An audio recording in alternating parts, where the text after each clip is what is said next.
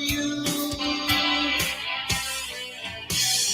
Visit me in the corner of me, and you'll touch me, and then you cage me. You leave me with these mental scars, you little men from the stars. Why won't you show yourself to me? Let me keep my memories of you.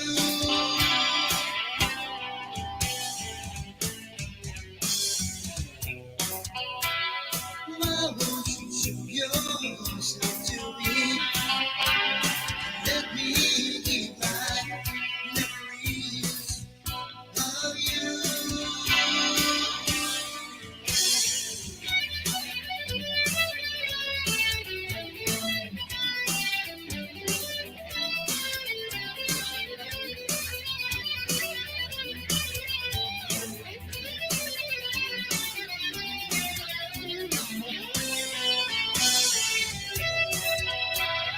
Why won't you show yourself to me?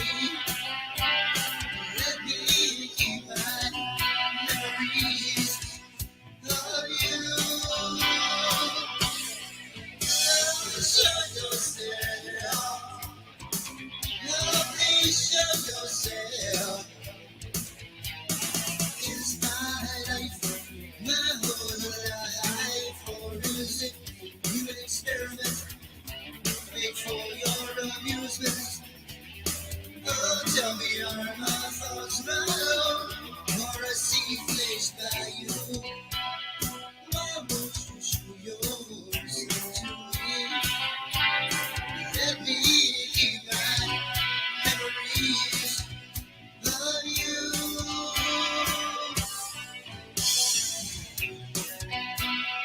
Why won't you show your Welcome to UFO Undercover with your host, Joe Montaldo. Okay, people. Apparently, StreamYard is on crack tonight.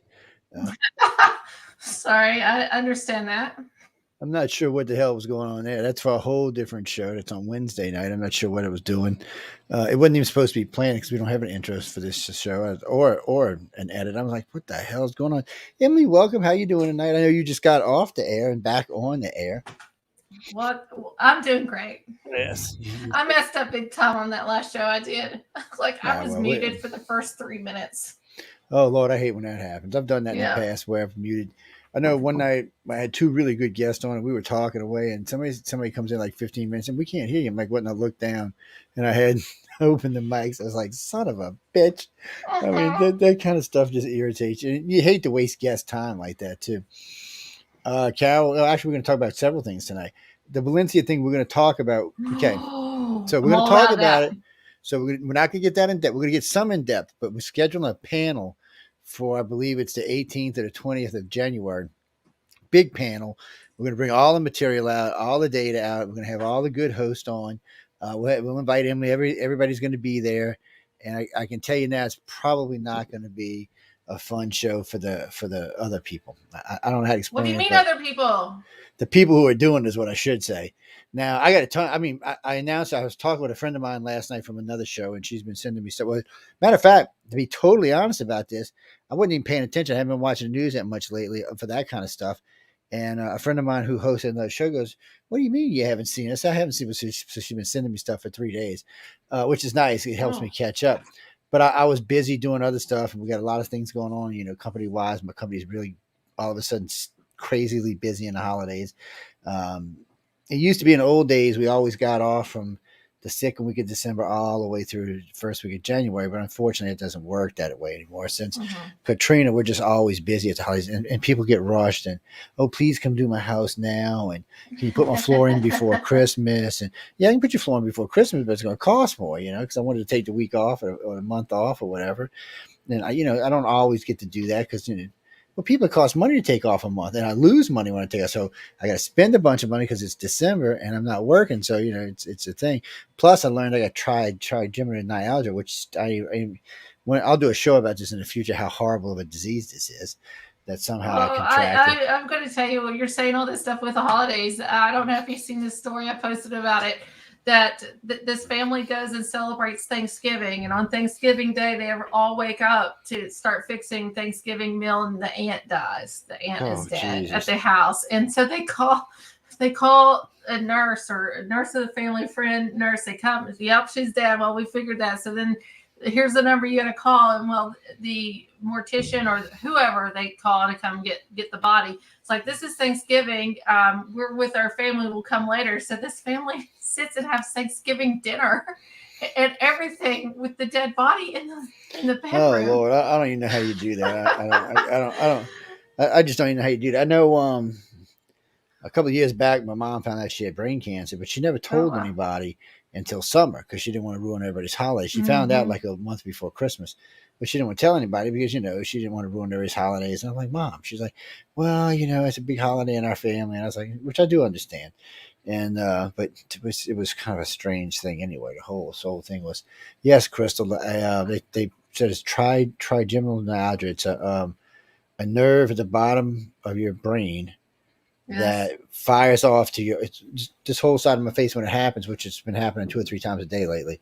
It feels like somebody takes an ice pick and just shoves it in the back of my eye and just starts scrambling. And while it's doing that, it feels like somebody's ripping out the side of my face as it's jabbing into my teeth. They call it the suicide disease because half the people who get it commit suicide. It's just a nasty thing. Is it like migraine or oh no, like it's far worse than that. It would be like if you had abscess while somebody was.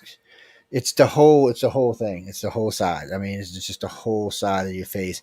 It starts in my eye and then it runs down through the side of my face and down into both jaws and into my teeth. It's a nightmare. So it really feels like you have an abscess while somebody's sawing off your leg without any anesthesia. I don't know how to explain it. It's the closest thing the doctor says it would be like if you've got a bone marrow cancer. He says it's just horrible, and it is. That's what they call it. The doctors and it's with your nerve, right? Yeah, it's one. What happens is a nerve that runs to your brain, to the base, to the start of your spinal, right where your spinal cord starts, and it actually doesn't go into the spinal cord, and there's a blood vessel that gets up against it and starts pumping. And when it does, it just starts sending signals to that one vein. I mean, that one nerve, and that one nerve sends to a cluster of, I don't know, about 30 or 40 other. It's just horrible. It's I blacked out from my friends. I didn't know what I had it was when it was originally, and I'm pretty good with pain. I mean, I've had some bad things happen over the years, but I don't know. 21st, they're gonna diagnose and see if they can. It's called MVB, where they go in through here, and they go back in the back, and they put it's basically a pillow or a cover they put in between the two veins to keep it from happening. Other than that, it's drugs because there's no pain medicine works for it. The first time I thought I had something else, I took 2 Percocet 10s and didn't even phase it. I was like, you got to be shitting me. And it's nerves. It takes a lot. You got to have like a nerve block, really. I got several. I'm on several nerve blockers. They got me in gabapentin and they got me in carbazine, and that. I was taking one. I started taking 2 a day. It's still today all day. It just goes and comes. So if I disappear, people, that's why. But for me, I'm luckier than a lot of the other patients. I hate to say lucky because it's a nasty disease. Mine goes into remission. Lasts about 3 weeks and goes in remission for about 18 months. A lot of people have to deal with this daily. It's a little bit different, though. It's not as intensive. So if it goes in remission, to me that makes me feel like there's like there's an inflammation type thing that happens. They don't know what it is. So usually they think a lot of times they thought it was like a tumor that caused it, but then they realized people like me who had it 6 or 8 years, well, it can't be a tumor because I'd be dead. So they don't, and a lot of times it gets misdiagnosed as tooth pain or something like that. So they go and do all kind of work. Matter of fact, for 4 years, they did all kind of work on my face and my teeth. And I said, guys, I'm telling you, it's not what it is. Did they think it was TMJ? Yeah. So they didn't know what it was. And bad pissed me off because they should have known. So one day I was just in serious pain. I couldn't even stand up. So I got a friend of mine to bring me to the emergency room, and I walked in and the doctor said, let me describe your symptoms to you. And he did. And he looked at me. He said, you got trigeminal neuralgia. He said, you're going to have to see a neurologist. He said, they're going to have to change. He put me in some medicine that he said might lighten the pain. But like the amethyminol, these little red pills, shit, man, you take one of them, you're out. You're out for 8 hours. You ain't getting up for 8 hours. It takes a while to get used to them. Well, they're great because I can't. I'm a non-sleeper to start off with. Same.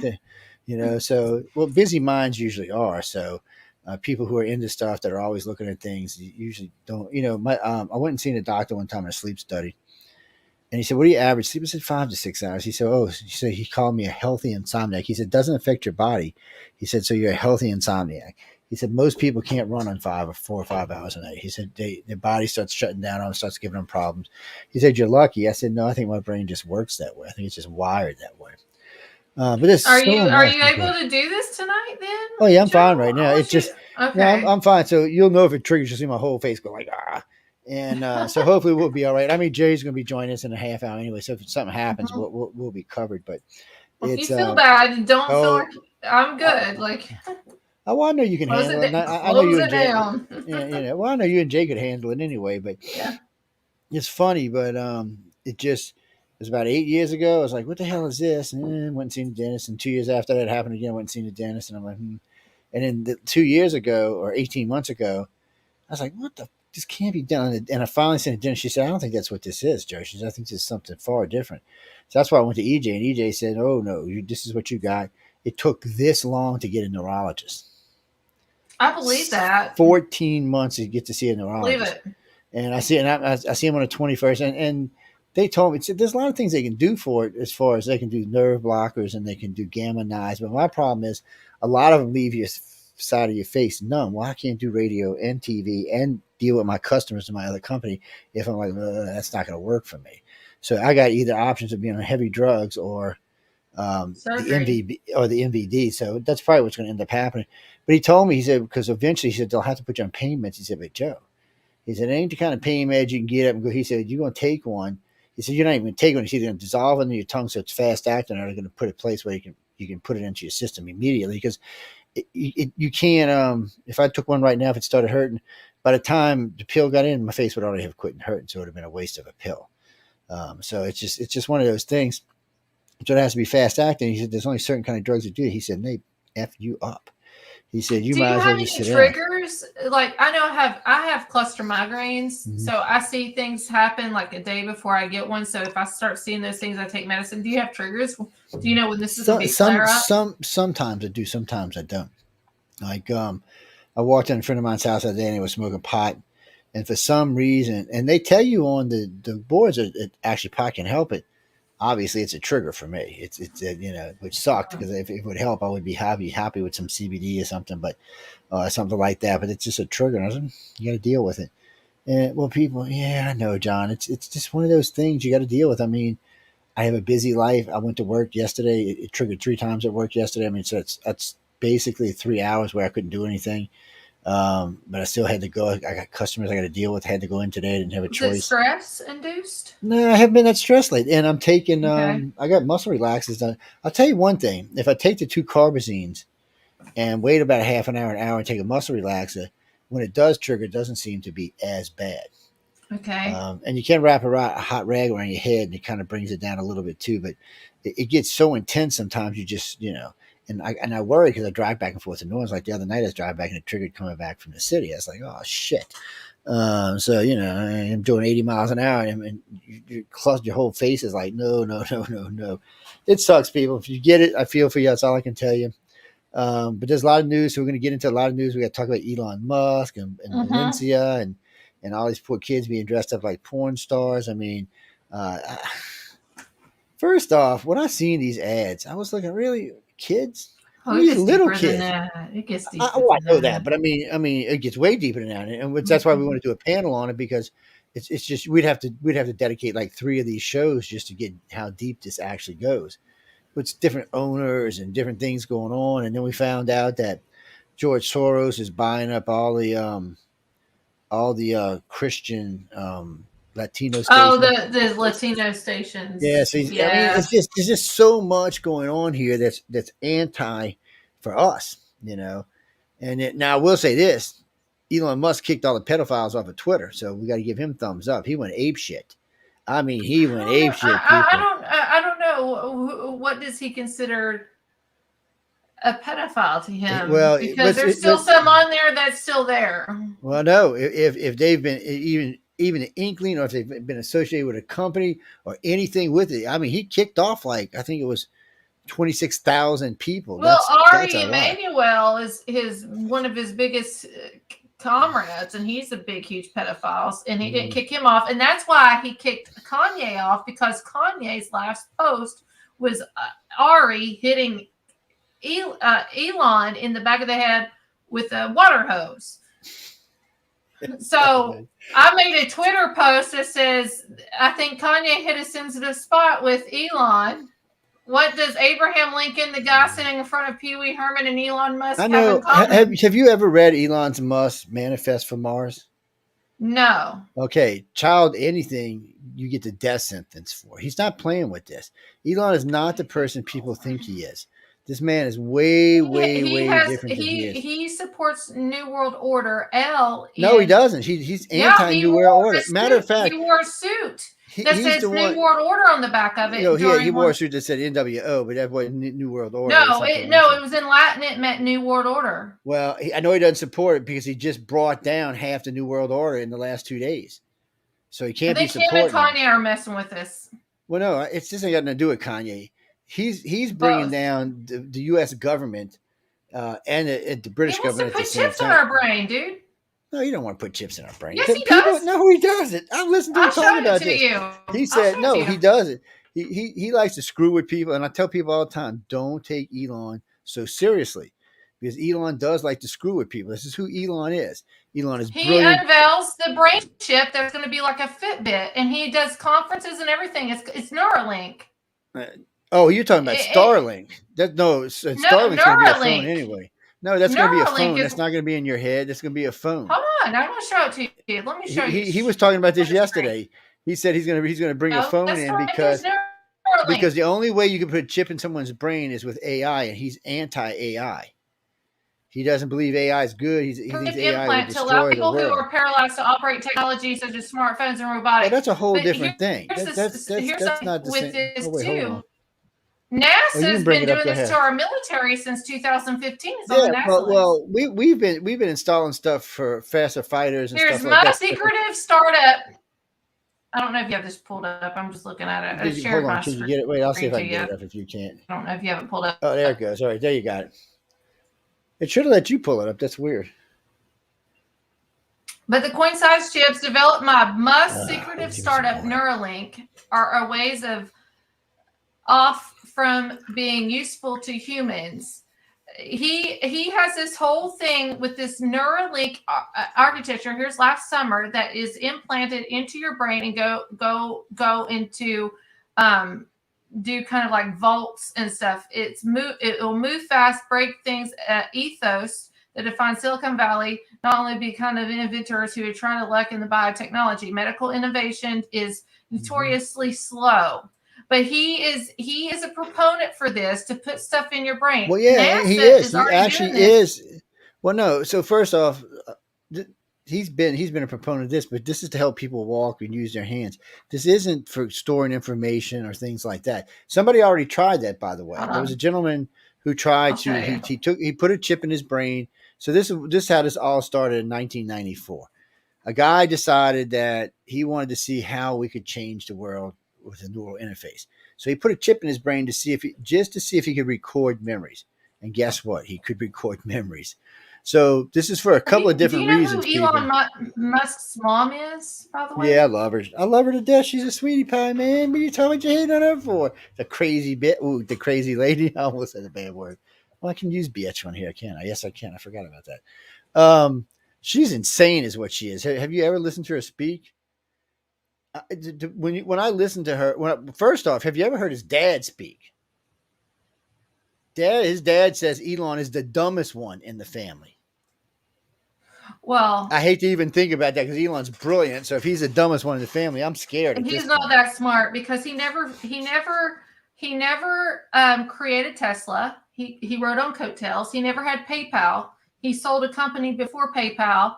And then they turned it into PayPal. Tesla was not founded by Elon Musk. Elon Musk came over and bought them out, and they're still run by the creators that founded it. That's how he does all his businesses. He buys. He's a coattail rider. He's really not that smart. No, actually, he's really smart because first off, he shows people how to do the work. Let's look at SpaceX. Before he came to space, before he created SpaceX is a hoax. And SpaceX is great. I actually know several people who work for SpaceX. Just so you know that ahead of time. I know several I don't care people. if they work there. There's a lot of people who work at NASA. I've been associated with this particular field in care. aerospace for, I don't know, 40, 50, no, about 34 years. And a lot of people think there's a lot of things that go on. But SpaceX is easy to prove because he's not just launching satellites for us. He's launching satellites for everyone. And certain countries are not going to keep American secrets. This is what people forget about. There are certain countries in the world that are not going to keep American secrets. They would love nothing more than to bust us.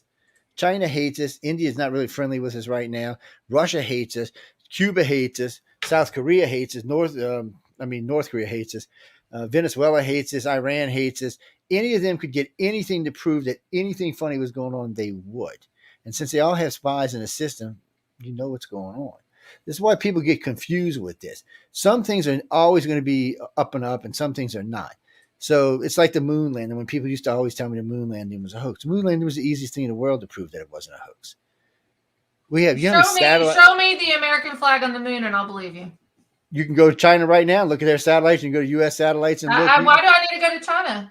Because China's got satellites. Because China has taken pictures of the flag and the landers. I don't want to go to China. I want to go to America. U.S. is taking pictures. NASA's got them on their site. Show it to me right now. There should be a live satellite, U.S. America satellite on the moon. You got to wait for the satellite to make its orbit. Well, we got 50 million satellites. They take pictures of them all the time. I believe it's more than that. Stanley Kubrick. It's more than that. Stanley Kubrick's a moron. So it's more than that. Do you know how many people worked on the Apollo program? Do you know? I don't really care because you got Buzz Aldrin even saying that they didn't go.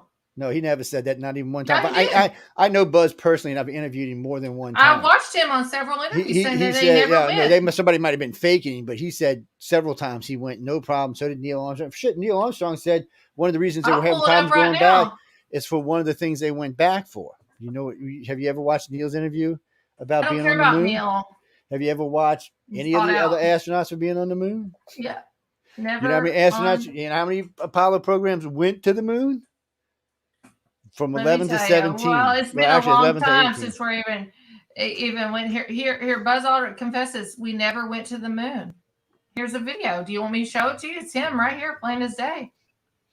If you want me to, hold on. I got. Well, I'll tell you what. I was sitting across from Buzz Aldrin at the Washington Press Club in 2009, and you can go watch that video where he said he went to the moon.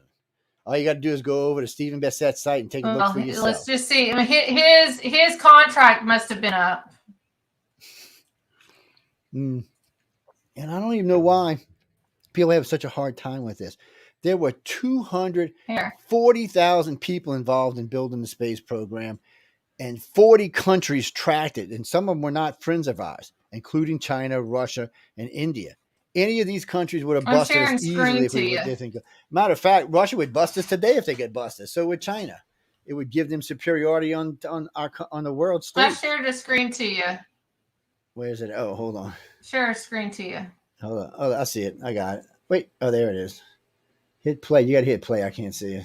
Okay, you ready? It won't let me hit play. You got to hit play.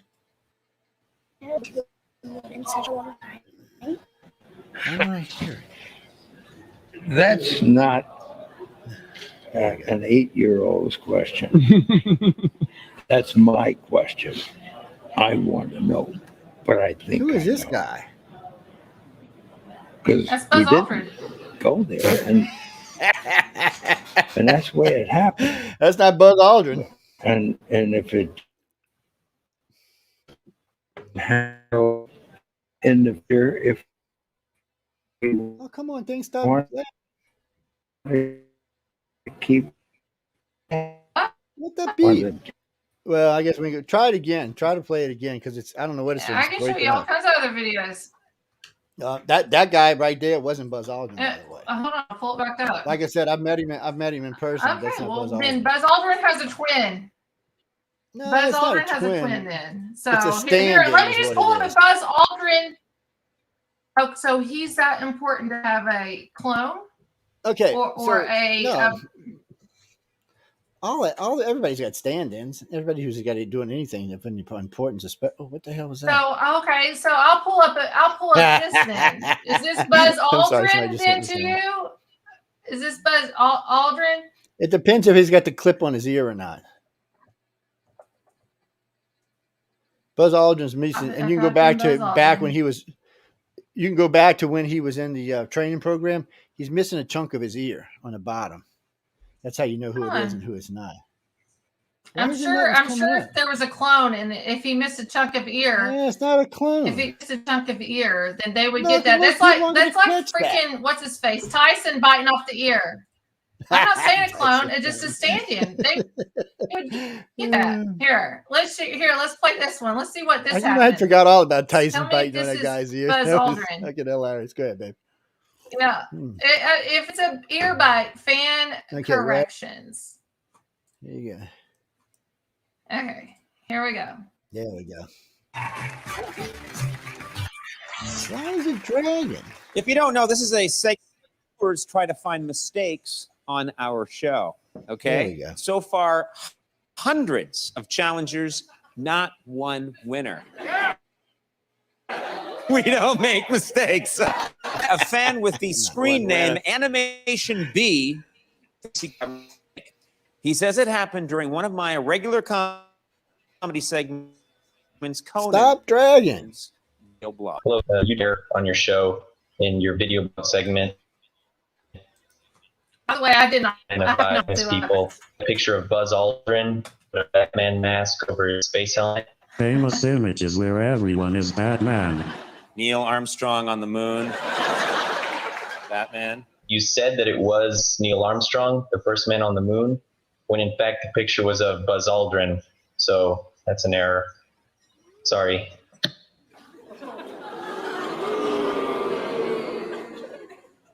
I didn't see that. What the hell? Well, first of all, hey, pal, good luck with your plan. Jay. Sailboat invasion of coastal right. I don't know. Yeah. That sucks. I'm getting bits and pieces of this. Send me the link so I can play it. Hey. But now the bad news. Sorry, Animation B. You are dead wrong. That is Neil Armstrong in that photo, not Buzz Aldrin. Now, you doubt me? Well, here's a message from a man who should know. The second man on the moon, Colonel Buzz Aldrin. Thank you, Conan. Hey, That looks like the same guy. Hey, I don't you're see ear wrong. problem. That's for the ear. He looks ear totally thing. different than the other guy to me. You think so? Yeah, his face is squished in the front. He's got these lines coming up. The other guy don't didn't think have so. those. Oh. It's me. Oh, I would be happy if I could hear what he's saying, though. That sucks. Let me see. I'm gonna have to pull it up. I'm gonna pull it up in a little while so I can hear what he's saying. Okay, For I some must reason, stop I'm it having because issues it here. keeps freezing up on my end. I don't. But So, it's hey, freezing Jay. up. But wait! It's freezing up in the important part. Did you notice that? It was playing. No, fine. I paused it. I paused it Oh, to okay. just look at his face, and then I went to play it, and it just kept freezing.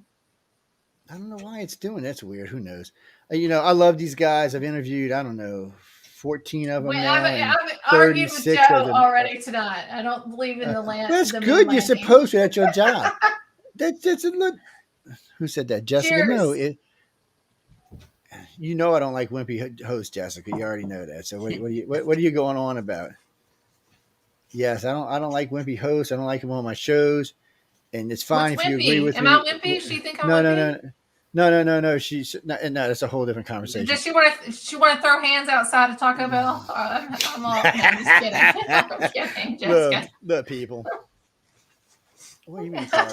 that's where all of our actually, thoughts happen in Carl, Ashland, Kentucky. I is Taco Bell. I do remember that. I remember the 3 shadows and the moon thing, which still cracks me up even today when people tell me this. I just want one freaking live picture. Like we've had all these red blood moons happen. We've had all this stuff happen. All eyes on the moon. I just want to see the flag on there.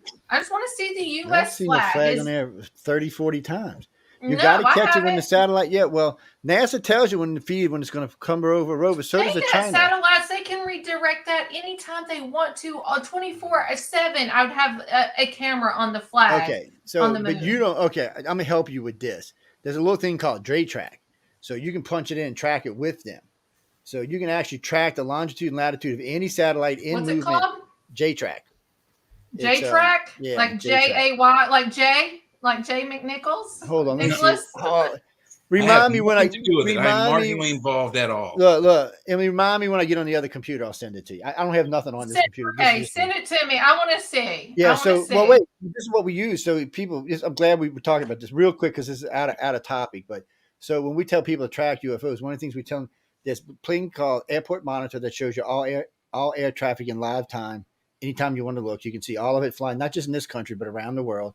You can track, and you go back up to 1 year to see where a flight was going and coming from, even military flights. So we tell them to use Airport Monitor and J-Track because if you see something in the sky, you can tell if it's a satellite by going through and using J-Track. And then, ow, sorry guys, I just knocked the hell out of my knee.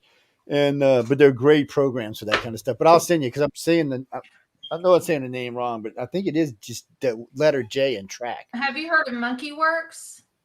I don't think so. He's on YouTube, but Monkey Works. Monkey then Works, WERX. Look him up. He's military. He's ex-military. He's good. I learned a lot of stuff with him with airline travel. People, why you send me COVID? We're not talking about COVID right now. Give me a break. It's Jay, how are you doing, by the way? He's pretty pregnant. Good. I just got out of work, so I'm a little tired. He's pregnant and not sure how he's going to explain that how a man got pregnant, but you know. There we go. It was the alien probe, Joe. If you're truly pregnant, then please, when you get your millions, please just I just need 40,000, Jay, just to pay off my house and pay off a couple other little bills I have. I was watching some stupid Doctor Who episode where the women get pregnant by the women and men get pregnant by the men. I was like, really? That's God. And there's no pain when you have the baby. I'm just like, shit, everybody would love that on this planet. Full honkery. But anyway, what do you mean, Carl? What about the three? Carl, I love. So look, Carl. okay, I'll explain the three shadows to way. you. So you want to know what the three shadows from the lander was, right? You had three shadows, and you're supposed to have three shadows. You have moon, yes, the reflection coming back. You got the earth shadow. Well, the moon's not; it's just a reflection up, but it's not a shadow. You got the earth shadow. You got the sun shadow, and guess what? The lander had lights and created what? A shadow. Yes. It's not that hard to understand. All I want to know is the dark side of the moon. Is all I want to know. Oh no, we don't want that's a whole nother show. That's a whole nother show. It's the best Pink Floyd album out there. It sold millions and millions of copies in 1973. Neil Armstrong actually said we had no business on the moon. That we were told not to go back. Buzz Aldrin said they never went. And we got but the funny part is we all watched Bud get in the capsule. We tracked it all the way to the moon. So unless he got abducted by an alien. I just want to know how in the world back in the day that they were able to talk to the president from the moon. That's all I want to know. That's just radio. Well, also the cell phone technology was available then, but only to like military. So that could also be an explanation. Yeah, but I mean, standard radio wave. I mean, they're not that far off. But he used a dial-up phone when he was doing that. So was that how that was back then? No, he was talking to NASA, who routed it up to the moon. Yeah, they had some pretty badass satellites and some pretty badass dishes going at that time. I have to look more into that. It's and you know, and the funny part to me is what we had 8 or 10 astronauts that actually went on the moon. So it was 11, 12, 13 didn't make it, 14, 15, and 16. Was it 17? Yeah, 17's the last one, allegedly. Yeah, so it's 2, 4, 6, 8, 10, 12 people who went to the moon. Do you think we were the first people on the moon? What do you mean, people-wise? Yes. Yeah. Okay. Let me rephrase this properly. This generation of humans was the first time we went to the moon. Now, what do you mean this generation? I'm a millennial. Have you ever heard of a thing called? You are not a millennial. I'm a millennial. So if you've ever heard of a thing called O-parts, obviously there was advanced civilizations here before us. O-parts? O-parts, out of place parts. Yeah, out of place artifacts. Yeah, so we find stuff all around the world and pieces of coal or inside of geodes that's impossible. They're 2, 3, 5 million years old. very like advanced the pieces hammer of that's technologies. millions of years old rock. Yeah, gears made out of battery. titanium. Are we talking like about giants and stuff like that? No, when this we're talking is about, just standard thing. And then there's a thing, out of place artifacts. and then there's a thing called the map of the creator that the Russians currently have in their possession. It's a Pravda always map. the Russians. They So, they no, want to they just brainwash have us it. against the Russians. So they found this map. It was a cover stone, is what it was. So somebody found this cover stone, and they cleaned it all up, and they dated it. It dated back to 25 million years. Now, this was a resource map taken from an aerial view 120 million years ago. It wasn't us. We weren't Well, here. hold on. 120 million years ago? How did we know that? Because they dated it. You can date stuff. I'm watching Netflix series of that guy, Graham, right now. Graham Hancock. Yep. Yeah, Graham Hancock. So Graham's not really a specialist in this, though. Well, but he's doing a lot of research. Yeah, but he's not a scientist that does this. It doesn't matter.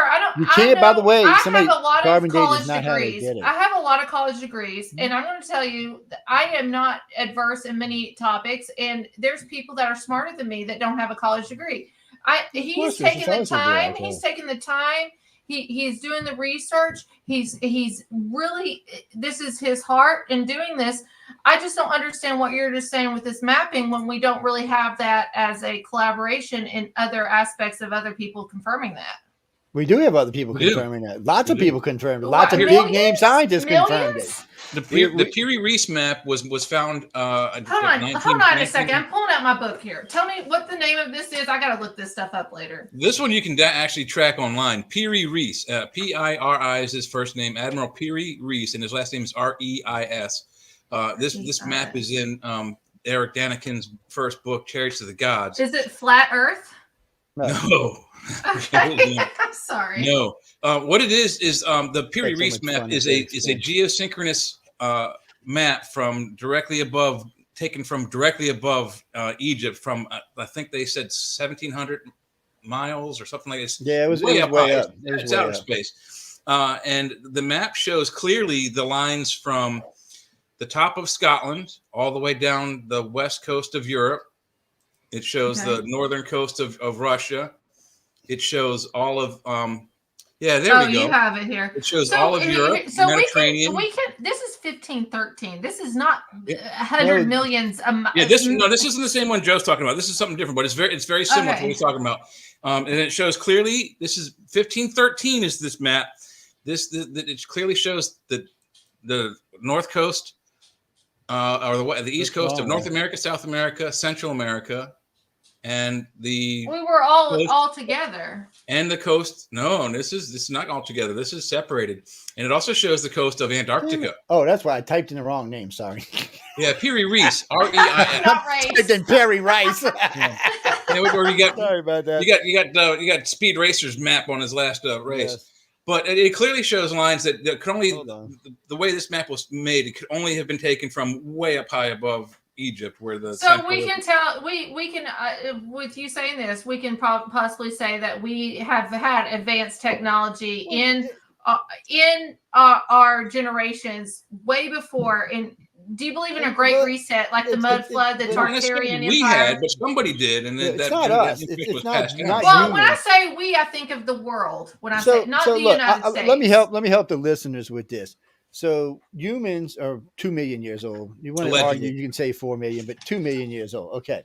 Humans? So there has been 5 incarnations of life on this planet since it was created. And so it took 63 million years from the last creation to us for us to bloom. Now, the creation before that was 326 million years. So it's almost positive that advanced life evolved there. Just before that, the same thing, 250 million years. More than likely, advanced life evolved there. So we're trying to say that, just because we can't see it today, it's not true. But when you find out of place artifacts, it just backs up the story. They found a cob and a piece of coal. Artifact is the anomaly statues? No, the oldest artifacts is the O parts. They date back several million years. Some back 100 million years. The map dates back 100 million years. The problem is there's also footprints that date back to the dinosaur era. Hold on, are you saying 100 million as an over exaggeration, or no? That's what it does. There are literal footprints in rock of human footprints inside dinosaur footprints. That is impossible to fake. Yeah, you can't fake that because. Well, I believe that. I believe so that. that's 100 Jay. million years ago. But the time frame Or is more. what I'm questioning. Yeah, well, dinosaurs ended at 70 million years ago, so they were around for another 300 million years before I that. don't know if I necessarily call them dinosaurs. I call them giants. Whatever. They were big beastie They're things also walking not around all our planet. extinct either. Well, we got Loch Ness Monster, right? Yeah, well, we got The alligators. plesiosaur in Scotland. Those exist. The coelacanth still exists, and people still hunt it. Well, the rhinoceros, by the way. Crocodiles and alligators are considered dinosaurs, Well, but also there's technically so are dolphins because they were around Mbembe 300 in million Africa, years who is a ago. brontosaur or a stegosaur. I'm sorry, what did you say, Joe? Go ahead. Hey, what? I was listening to Jay. Well, no. I was listening to both of you, and then I heard Jay, and then I was like, what was Joe saying? Well, not now. My brain got off into something else now, so. I'm gonna be back really quick. My dog, I don't know if you've heard him or not coming in. He needs to go out. I'll be right back. But don't be talking about. We're gonna talk about you while you're going, girl. My ears gonna be right. That's right. We're gonna talk about you while you're going. It's yes. Well, they call it. Some people call it the Pravda map because Pravda did a big article. Pravda is the Russian, I guess, media, world media. Yeah, they're like the foot of Russia's media. I don't know how to explain it, but they're just Russian media. Well, they're Russian everything. It's not just media. They cover a lot of different things. So some people call it the Pravda map for some reason. I have no idea. I always think of Pravda as shoes, so I'm not sure why they call it that. It is funny though. These maps have been around for a long time. There's so many things we found with these parts so far out of there. There it is, right there. Here, let's share the screen this way so everybody can see what it says. Let's see, and no, present and share screen and da. Mamas, don't let your babies grow up to be astronauts or Russians, or Russians for that matter. It's so. What the hell is that? Wrong one. Sorry, guys. There it is. Okay, I had the wrong one up there. It's a bitch when you got 5 million screens open. Yes, bitch and bastard. You can actually say bitch and bastard. Oh, by the way, before I go pull these maps up, remember this station will now be on Roku as a video station, as a TV. We will be truly television station now, and probably 3 months after that, we'll be on Amazon. And about 3 months after that, we'll be on Apple's phones and Apple Television. About 3-something months after that, we'll be on Samsung and Samsung phone and television. And then a couple months after that, we'll be on Vizio Television. So we will be available on over 3 billion venues around the world, people. So if you can't find us, I don't even know what the hell to tell you. That's how many people watch those television stations I just mentioned. Each one has probably 300 or 400 million, 500 million. So, I mean, Roku's the biggest right now, but Amazon's well on its way. People argue, by the way, about Roku and Amazon all the time. I just stay out of it. I know when I look it up, it's usually Roku, so I don't really worry about it too much. Oh, you mean the Dogon? Well, Dogon too. Technically, the Dogon are like an out of place artifact in themselves because of the knowledge that they possessed. But that's a whole different. That's a whole different. They're very, very whole different thing. Yeah, it's called Dogi. I mean, we'll talk about it. We've talked about it on other shows. It's just this particular show. Is this the one? Let me see. Is this the one? Is that not it? What the hell I got open on over here? I got all that should. Oh, there it is. Okay. Why am I seeing two different things now? See, that's why I said the Pravda maps. Where does it say it right here somewhere? Moscow Town Pravda. That's who has it now. Let's see what we got here. The map, the 3D map of the Earth, created 120 million years ago on a line press kind of. There you go, right there. And this is not the only. There are literally hundreds of stories on this map, by the way, people. And does it look like the Theory Reese map? It's. I'm trying to pull it up. It's not giving me the actual map right now. For some reason or another, I don't know why. So we'll go find another one. Oh no, it's a great story. So a lot of people try to debunk this map. The problem is the map legitimately dates back to the time frame. So people are trying to say this was it, or that was it, or that was it, or this was it. But unfortunately, when you dated the map, that's when it dated. But no, carbon dating is not for that kind of dating. Carbon dating is, I think, for like up to 50,000 years. I'd have to go check again, but I don't remember carbon. I didn't think carbon dating was for the long haul. I thought it was a much shorter. Here, carbon dating is about 5,730 years. That's what I thought. I thought it was a much shorter. Approximately, and can be measured reliably at approximately 50,000 years. But they still can't. They're still arguing about the Shroud of Turin, how old it is. Carbon-14 dating isn't 100% accurate. There's but I mean, it is a short. It's a much shorter form of dating. So some of this map was dated by some of the pigments found in the colors of the map. They dated it back, and you can see there's a list here. It's just study down 100 million, 120 million, 120 million 3D map, and it was an aerial map. So it's a very important map for us because it's long before us, and it wasn't us that put it there. People always say, "Oh, we put it there." No, we didn't put it there. Somebody else. I want to know what the countries and continents and all that stuff are named it. Yeah, I never heard of this. I'm new. Why am I seeing the? Hold on a second. Something is going weird here. Because I'm all about Tartarian Empire. That's where I come in. All that, and then 1800s. Humans are morons. We're barely 2 million years old. We're lucky we even learned how to wipe our asses yet. Compared to the universe, that's 14 billion years old. Is it the Dashka stone? No, there's lots of different things, but this is a particular map that was found. Controversial Dashka stone of 120 million year old map. It's just there's different things out there, and it's weird. I'm sorry, guys. I thought I lost y'all for a minute. I had a little weirdness going. Don't be giving me no shit, Marty. I see you over here texting me. It's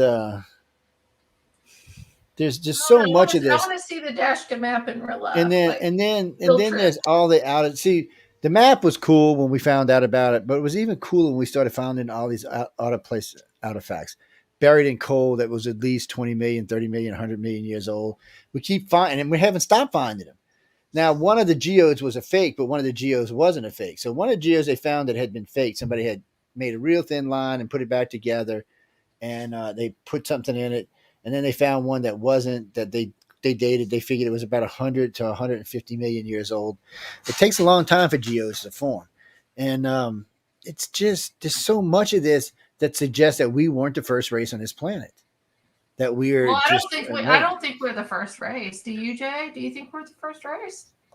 This race is just very young. 4.5 billion years old. We allegedly have been around 2 million years old. In that 2 million years time, we've gone from cave-dwelling thugs to space cavorting. I don't know. I still think we're cave dwelling up here in Kentucky. There's a lot of that going on in our country. But in that short span of time, 2 million years, if it takes 2 million years for one group to go from nothing to the highest tech available. Well, hold on. Don't you think that we've gone into the same rotation? Like we've had high tech and they've exited out. Look, like the Great Reset over and over, the mud floods and possibly Noah and the Ark and all that stuff, and we've started all over because there's advanced technology. It's been discovered way before us. That's coming even over in the hieroglyphics in Egypt and things with the Wi-Fi and looks like they are using technologies like a cell phone. But even in the Chicago modern, like Gilded America time, the Chicago Fair and all this stuff, and we have Tesla and the free energy stuff. In the cathedrals or was it called Cathedome or something where it was free energy? Tesla domes. Or something. Cathode something dome. It's not cathode rays. No, it's I know what you're talking about. But don't you think that we've had these advanced technologies and we kind of like competed and destroyed each other and then it was wiped out and come back? I can't say it was us. Maybe it was another species that developed on this planet. Maybe it was an outer space species that came and visited this planet. I don't know. But there is a lot of, like we've been talking about, OOParts. Like there are some OOParts that aren't really necessarily OOParts, like out of place artifacts, like the North American or the South American little gold figures that look like the space shuttle. And there, some archaeologists say it's a fish or it's a bird. Birds do not have triangular tail feathers. That's not Dashka stone. There are very few birds that have vertical tail feathers at all. I mean, none of them. All their tail feathers go this way. They don't go that way. So we've technically there's 3 maps that date back to this period. But look at this. How do they tell that that's a map? I'm just coming at how. Because if you flip it over, it mirrors the Nile River. And it's not just there. Well, most of it will mirror the Nile, and they'll mirror the Mississippi, and they'll mirror the Euphrates. And it's where they found it at. It's where they found it in Egypt too. They already knew what it was when they found it. They knew what it was used. They had gone looking for it. I'll just tell you, the dash scale right there looks totally different than the map on the right. You got to flip them. One's upside down. Yeah, one's upside down, and then you can see the mountain waves throughout the mountains. These were cut in stone, and it's not the only one. The problem is they have these mountains, these things that date back well beyond humans. Well, so then it means the land change is the same. No, it means the land's changed somewhat. Oh no, not changed, but it looks if we want to look at this and you flip it upside down, it looks the same. Well, no, yeah, you're gonna have probably these tributaries weren't there back in the day. None of this was probably there. This is all stuff that was cut probably 50 million years later, during glacial, when the glaciers were melting and stuff like that, or water was running all over the place, or the great floods. There's been several great floods on our planet. They're drying up. We got the Mississippi drying up. Yeah, well, we've had things that dry up, but you never when you anytime you look at a map that's more than 20,000 years old, it's going to be some differences. And when you start talking 50 million, 100 million, there's going to be differences. I've never looked at a map that's older than 5 years. I'll just tell you that. and even in those, you might see some difference, especially if it's the Mississippi River. I mean, that damn thing's always trying to run off on the side somewhere. They got. If you ever traveled in Mississippi in a boat, you'll notice they got places all over where they I'll block tell you, I'm by the Ohio River, and I have friends that scuba dived it, and they will never scuba dive again. You don't ever want to go into the Ohio River. Yeah, not without updated tetanus shots, anyway. Well, they said down at the bottom, and I believe my friend he wouldn't lie about this, but he said that there was fish as big as cars, and some of them had 3 eyeballs. He saw one fish that had 4 eyeballs. It terrified him, and he left, and he never scuba dived again. Flounder and sole have 4 eyeballs naturally. Oh, really? Flounder? Yeah, they got 4 eyeballs, 2 on each side of their face. Well, that might be what he saw, but he told me he saw a 3-eyed with one right in the center. That's probably not a natural object, no. Okay, and they're as big as cars. There are fish that get as big as or bigger than cars. Catfish in the Mississippi River easily get big as cars. I've seen them pull 1,800 pound cats out of the Mississippi River, so they get big enough to eat your tuna ass. get like 900 pounds. They're huge. They got sea perch that get 2,500 pounds. I mean, that's just some big stuff. Well, speaking of land and stuff, what do y'all think about the ocean? There's a lot of mystery that goes on in the ocean, but the oceans are changed so much since there's just a lot of stuff that's changed around, and there's a lot of stuff we haven't found yet. I mean, just the other day we found something else in the rainforest. We're going to find stuff in the oceans all the time. Just too much stuff on the planet, and there are new things being created even now as humans just destroying other things. Nature just has a way of creating life. That's why when people tell me, "Oh, there's probably not life in the universe," I have to laugh at them. Yeah, because the building blocks of life are all over the universe. I mean, all you need is a little bit of heat, a little bit of liquid, and a little bit of light, and you can grow all day long.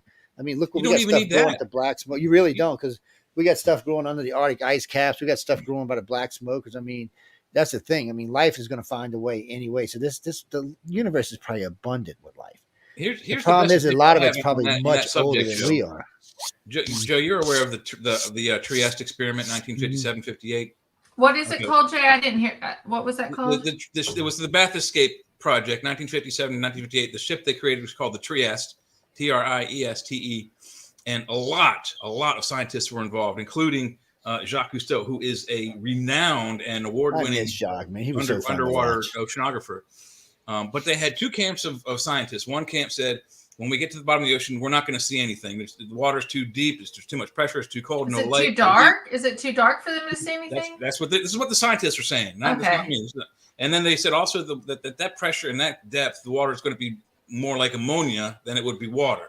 Then you have the scientists on the Jacques Cousteau side who said, we're going to find something. We'll find biology, maybe bacteriology, maybe virology. We're going to find some kind of biological life down there at the bottom.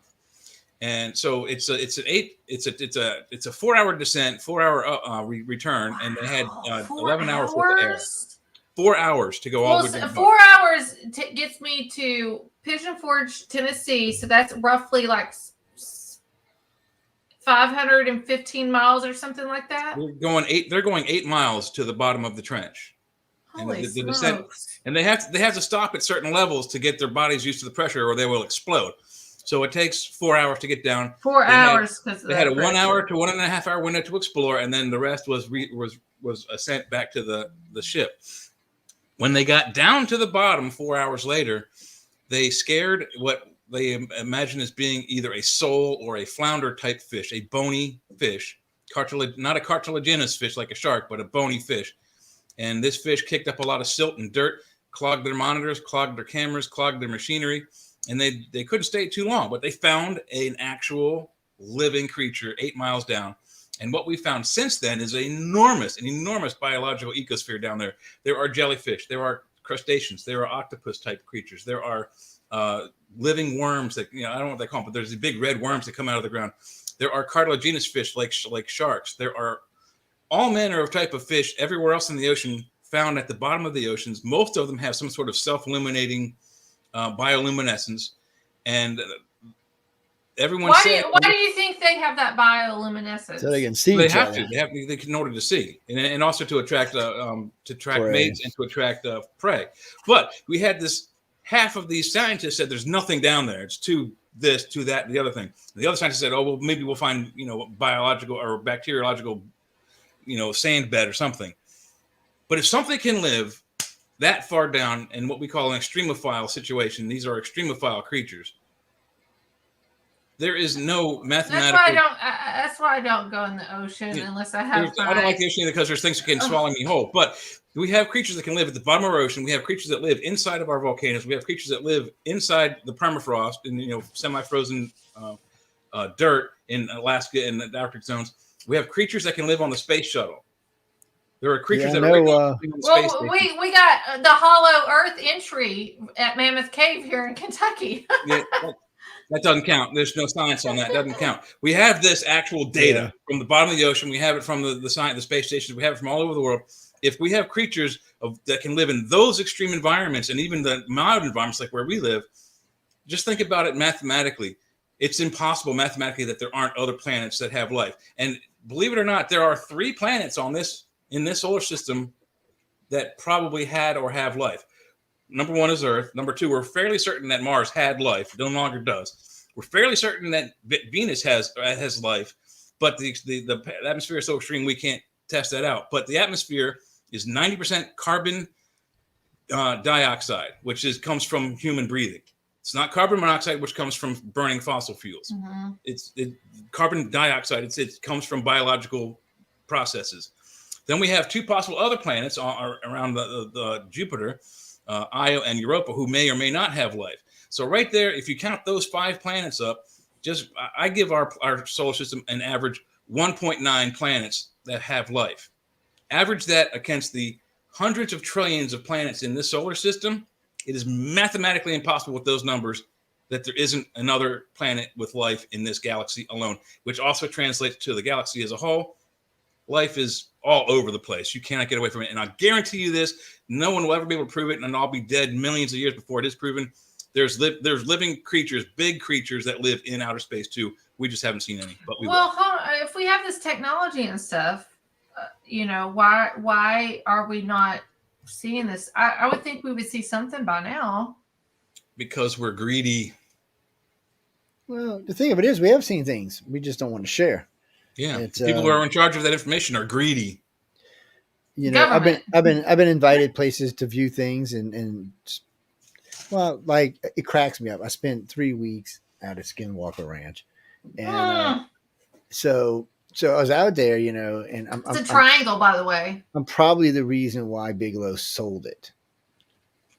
Because first off, it was a military testing ground. Well, it wasn't a military testing ground, but 105 miles. The military is behind Skinwalker. Well, the military owned it. You know the military owned it, right? Well, even if they owned it or not, like they own all of these triangles, top things. Alaska Triangle. Okay. Bermuda. It doesn't matter if it's a triangle or not. 50 miles away, we were testing nuclear weapons. Here's something. No one has ever talked about the laser technology the military has or the psychoelectric weaponry that has been accidentally released.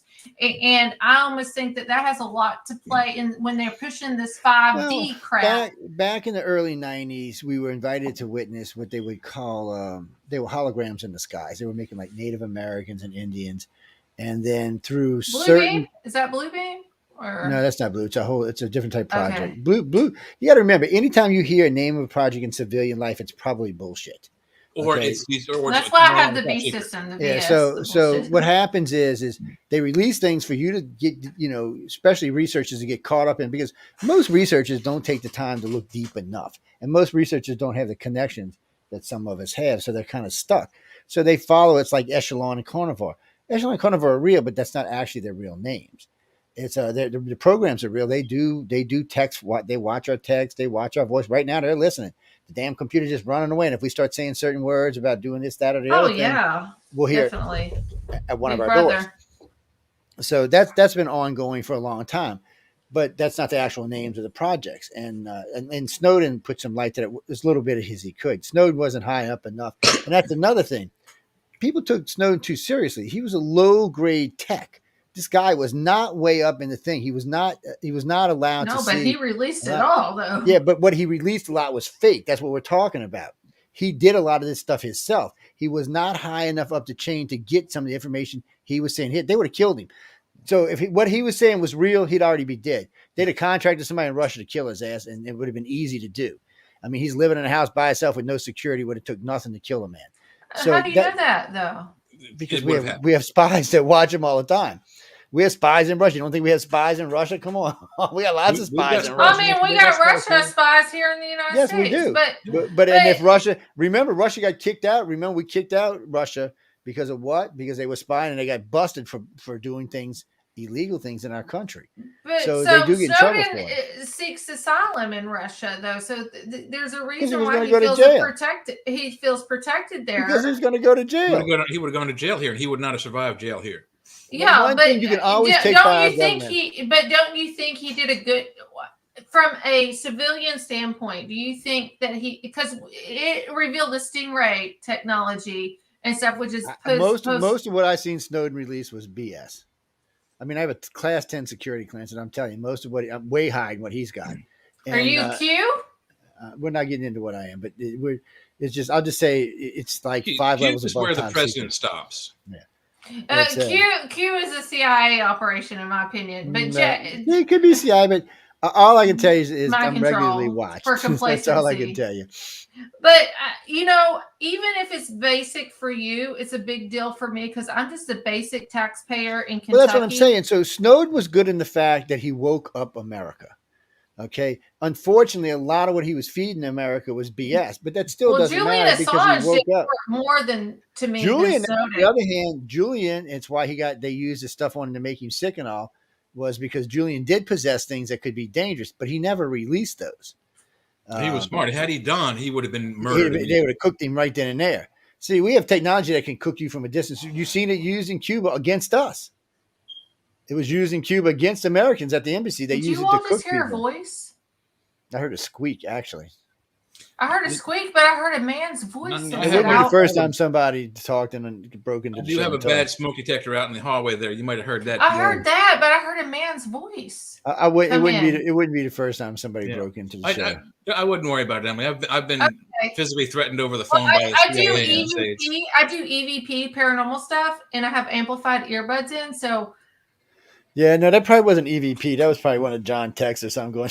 Oh, well, I heard a man's voice. It was deep. Well, once we just crossed into stuff that we're talking to Snowden and Julian Assange. So we crossed into stuff that Echelon flagged us, and a real human picked us up and is now listening. So he or she is probably going, no, okay, we're not worried about these guys. Yeah. That's how the system I wouldn't works. worry, Emily. My father did top secret work. He worked with EG&G, which, by the way, if you don't know who EG&G is, they built Area 51. Okay. He didn't work at that project, but he did work for EG&G in Gaithersburg in Florida. And since probably even before I was born, our phones were tapped. My dad was one of 5, maybe 6 civilians who was allowed to go on our nuclear subs. Like if you or I were to go on a tour of one of our nuclear subs right now, there is about 10 or 15 devices they would have to cover up because they would have to kill us if we saw them. Yeah, if you saw them, you'd be dead.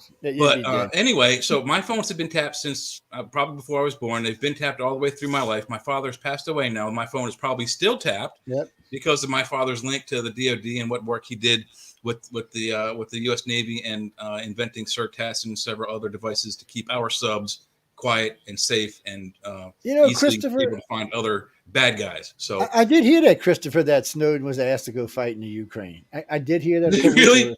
I don't think it's true because I don't think he's the kind of person, but I did hear he was asked. What do you mean go fight in the Ukraine? Go fight in the Ukraine. He's an asset. He's a viable. What do you mean fight? I don't think of him as like. What do you mean fight? Is they it asked just him to go get a gun and go shoot technology? People. No, they wanted him to go shoot people.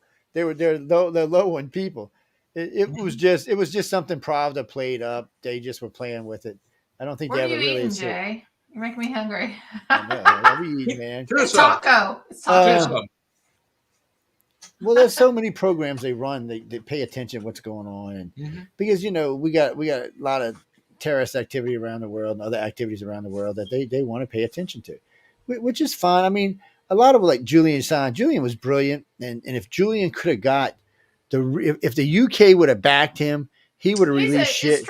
He's a strict journalist, though. That's what I'm saying. If the UK would have backed Julian, he could have released stuff that would have done damage to the US for 100 years. But he couldn't, and he knew it was going to happen because they wouldn't have just killed him. They would have done some nasty stuff to him, and he knew what was coming. Well, if he gets extradited back here to the United States, you know, like Mary, what's her name? What's her name? Mary, what? I can't remember her name. The one, the 18-year-old that released the stuff, and then all of a sudden he turned into a girl, and then we released him out of jail. Obama let him out of jail. Oh, the military lady, the military guy. Now, yeah, this was a weird thing. Most of what he released was bullshit, but he did release one realm of agents' names where they were located at. I'm surprised they didn't kill him over that. I really am surprised they didn't kill him over that because he put a lot of agents at risk. And the CIA and the NSA did not want him released because of that. But Obama, for some reason. Chelsea Manning. Yeah, there you go, Chelsea Manning. Manning. Obama decided that Chelsea needed to be out of jail for some reason. I don't know why, but they let him out. You know, we paid for that sex change, right? The military paid for that sex change. Well, we pay for all of it. Taxpayers do. And that's what I'm saying. That's the taxpayers pay for it. How much money do we send over to overseas for gender studies? Well, you know, we'd rather do it on other people than us people, you know. It's like the COVID thing, you know. We'd rather send it over there and let them do it than do it here where it could be more dangerous. There's just so much that it goes on. Carol, who? Oh, you know, I don't remember. I'd have to go look it up. I do remember the Apollo 17 trip, but I don't remember the astronauts' names. I interviewed one of them when I was at the Washington Press Club. He was a very, very nice man, and he actually talked about it was kind of a waste of time to keep going back to the moon because unless we were going to mine helium-3, and that's another way you can prove we went to the moon because we have physical helium-3, real, and the only place you can get it is the moon. There's nowhere. It's not on Earth anywhere. You can't find it on Earth. It doesn't come to Earth. It's only on the moon. So we know they went because of that. Not just that, there was other things they brought back that only can be found on the moon. So those kind of things, you know, let us know they were there. But you know what bothered me the most is they didn't tell us what everything they saw there. That's what bothered me the most. There's cut takes where you can see they stop and they start and they stop and they start because there was something going on. There's one where the guy's getting ready to throw something. They thought he was trying to throw it in space. He was throwing it at something, and you can actually see the shadow moving behind him. He was actually throwing it at something. Of course, when the guy went floating up in space, we didn't have the technology to reproduce that back in the day. If there weren't any top secret things going on in any of the Apollo missions, why did they have two channels, one public and one private? That's right. One scrambled. Well, and you know, think about it. You know when that started, right? That was Mercury, Gemini. I think it was Gemini missions when they started with the Santa Claus and the Christmas stuff because they kept seeing shit. Santa Claus. Well, anytime they saw a bogey, code word for UFO. Yeah. Anytime they saw a bogey, they said, "I see Santa Claus. I see Santa Claus in his sleigh," which means they saw a bogey. Yeah. Now, one of the Mercury astronauts, it was funny. He's up there. He's like the third astronaut up when he's seen the fire. If you ever watched the movie and the Aborigines are making a fire and it goes into space and he's flying through, he actually saw that. That was a real thing. It actually was on video. They actually got what the movie video. are you talking about? Oh, what movie was that? The Right Stuff. You said the Aborigines? And there's a scene where the Aborigines are making all these sparks and they go up into space. Well, now whether or not that's what was in space, we don't know, but he actually saw whatever these, he called them fireflies flying around the ship. Fireflies in space. At least 9 astronauts from the Mercury, Gemini, Apollo program said they saw live things in space. At least 15 from the I'm nuts. You're all going to think I'm nuts. I'm getting ready to tell you. Go ahead. I'm sorry, what Joe. Happened? No, go ahead. Somehow or another, I unplugged the camera. Y'all going to think I'm nuts. That's okay. We already think you're nuts. So go ahead.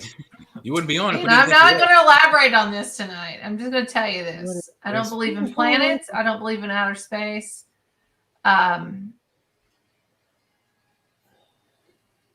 What'd you be? I don't believe we landed on the moon.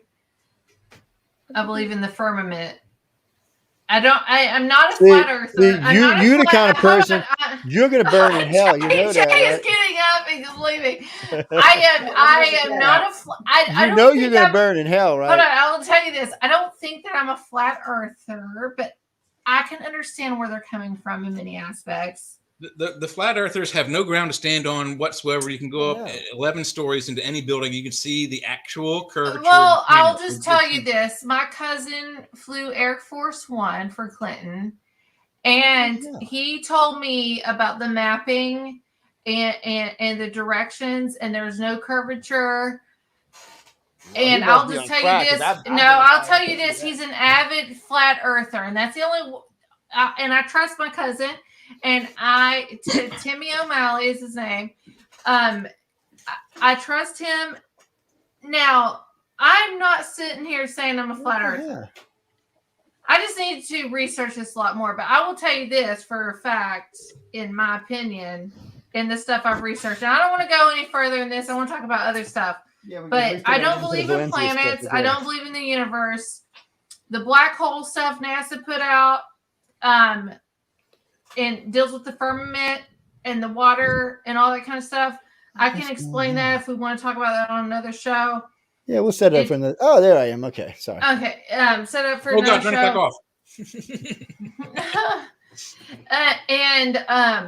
But I don't think the universe is out of this realm. If that makes sense. Why would you not think that? Are you limiting the creator? You're going to burn in hell, girl, if you limit. No, the creator kept it because you got it. If you want. So this, I always love this when people limit the creator. The creator is all everything. If you want to keep it as the creator, in my opinion, the creator is God. Yes, and God mentions it more than one time that the universe is vast. The universe is here, but it's in the realm between us and the firmament. And it talks about we battle with principalities and those in high places. It's not the heavenlies. It's within the firmament. So here's the thing. So if I got you a question pass away, for you. I got a question for you before you go any further. So what you're telling me is the creator sat around for, I don't know, 15 billion years and then created us. Because there's no doubt we know the universe is 14 billion. That's pure science. That's not what I'm saying. We know for a fact that the universe is 14 billion years old. We can see we can even see the start of it. So it's hard. And then we can see the universes. We can see the other galaxies spiraling. We know that Andromeda is headed towards us, and one day is going to eat us, just like we're eating. What is it? The Sagittarius galaxy right now. We can actually physically see it, and it's worse than that. Because 1 million years ago, we weren't surrounded by red dwarf stars, but today we are. And we're surrounded by the red dwarfs for the stars. The universe. I'm sitting here thinking about a beyond, and this is a flat earther theory. I'm not a flat earther in many aspects, but I've been beyond the ice wall. I do believe that there's other land beyond the ice wall. I've studied too much with Antarctica and stuff that's going on down there in the government. I've had people that work down in Antarctica on my show and talked about the technology that they're having there. But beyond that, I believe that there's other lands and aspects. And that brings in the sons of God and stuff in the Bible and the Job. So I don't think that the universe is up that way, up in the sky. I think the universe is out this way in many aspects. Well, the universe completely engulfs us and surrounds us. And I can tell you this: if you ever get lucky enough, which you might, because you're young enough, we're sending people into space as tourists right now. So you might get lucky enough to actually physically go up there and see it. I'll just tell you this. I've been at 80,000 feet. The firmament talks about the firmament, and God, Creator, separated the firmament from the above and below, the waters. All right. So I'll tell you what confirmed this for me, and this just happened a few months ago because of NASA's release of the black hole.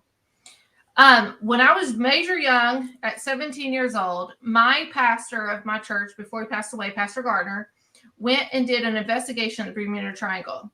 They went down the submarine, all this stuff, and everybody. This was on 8 tracks. Everybody, this is how long ago he did this. This is like in the 70s or something, 60s, 70s. He did this investigation. They kept like, Emily, you're not prepared for this. You don't want to hear this, all this stuff. And finally, at 17 years old, because I kept bugging them, they let me listen to these tapes. And when I listened to these tapes, it sounded like water. You're in water. And it sounded like chains and moaning and all this kind of stuff. And it was like really weird. So then this past year, NASA releases this audio that's recorded from a black hole or whatever. And I'm telling you, what I heard when they released this, it took me back to that time of what I heard with my pastor that investigated the Bermuda Triangle. It's waters.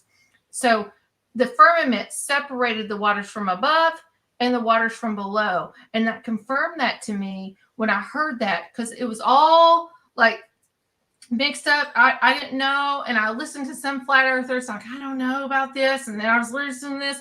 But when I heard that, I was like, this is something totally bigger and different. And I don't think that there's a universe above. Well, all I can tell you is I've been in several jets because I used to be in the Navy at 80,000 feet. And I'm telling you now, first off, the planet is nowhere near flat. It's nowhere. I mean, you don't understand when you're that high up. You can see the planet completely circled. We need to have a GoFundMe, send Joe to the moon. Emily, 80,000 feet is about 50,000 feet higher than most commercial airliners go. So when you get on an airplane, you go to California, you get that. The most you'll go about 5,500 Joe, miles. I need video footage and documentation of you going out. When we go out to like Fallon, Nevada and places like that to do bombing derbies and stuff like that, we would fly around 84,000 feet. You had to wear air. There's no oxygen up there. You had to wear a mask on. Well, how big is the firmament? So when you're looking from there, you can clearly see the globe. There's no doubt that we live on a globe. There's not even any question about it. Plus, the planet looks entirely different because you get this blue haze, and then you can kind of just look out and just watch it bend over as space touches the planet itself. You can actually physically see the space touch the planet. Hold on. It's not a dome, girl. It's an atmosphere. This is the society.org. Hold on, firmamentssociety.org. Well, like I said, one of these days you'll get to go to space because you're young enough that you'll probably get to go. I'm not going to space. I don't want to. Yes, because you don't want your theories busted out. I don't think that there's a we have space. Probes. Well, you do know we have probes that are outside of our solar system now, right? Mm-hmm. Physical live probes that are outside the first one, just like that have been tracked the whole entire time. So we know. I just want to say, when it comes to probing. When it comes to probing, all I want to know is the United States flag is on the moon. That's it. It is. Probe. I want to see it. I want to see it real life. I want to see it live streaming. That's it. And then if you get me at the moon, you'll get me at the outer space. Listen, they only left one camera behind. That was on Apollo 17. It was remote controlled from Earth, and it's the only one when you see the LEM launch, the camera pans up and follows it, and that camera has been dead for 50 years. It don't matter. It doesn't matter. We got 50 million cameras now. We got 50 million satellites now. I want to see the flag. We would have to go back up there and put one down. There are no live cameras. All the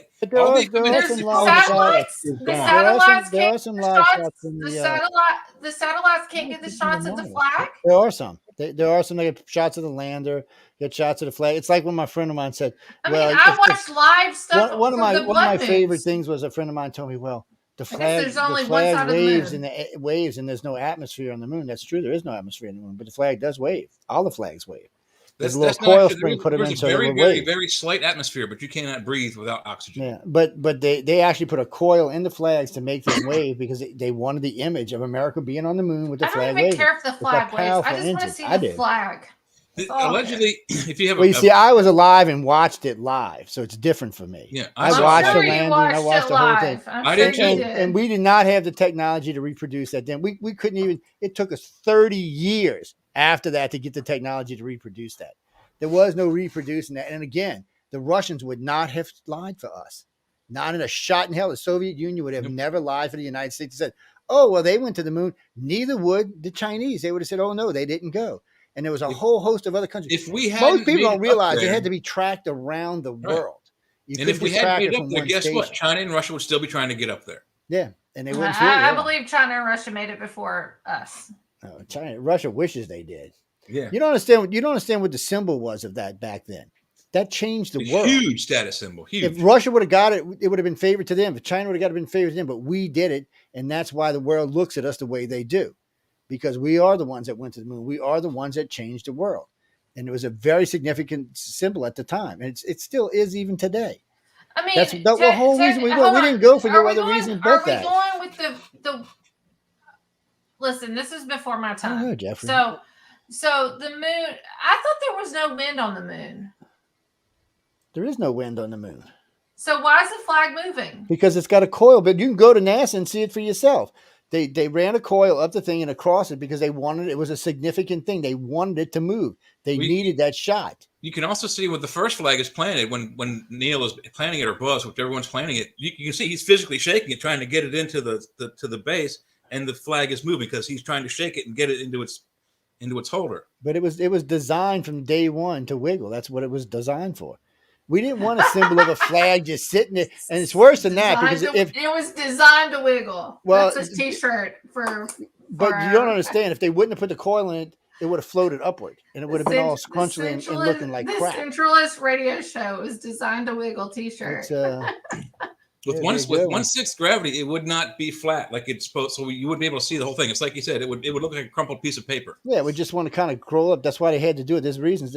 These people are brilliant, and let me tell you what. What's his name? Here's another question I have with the moon landing. This is a millennial question because I am a millennial.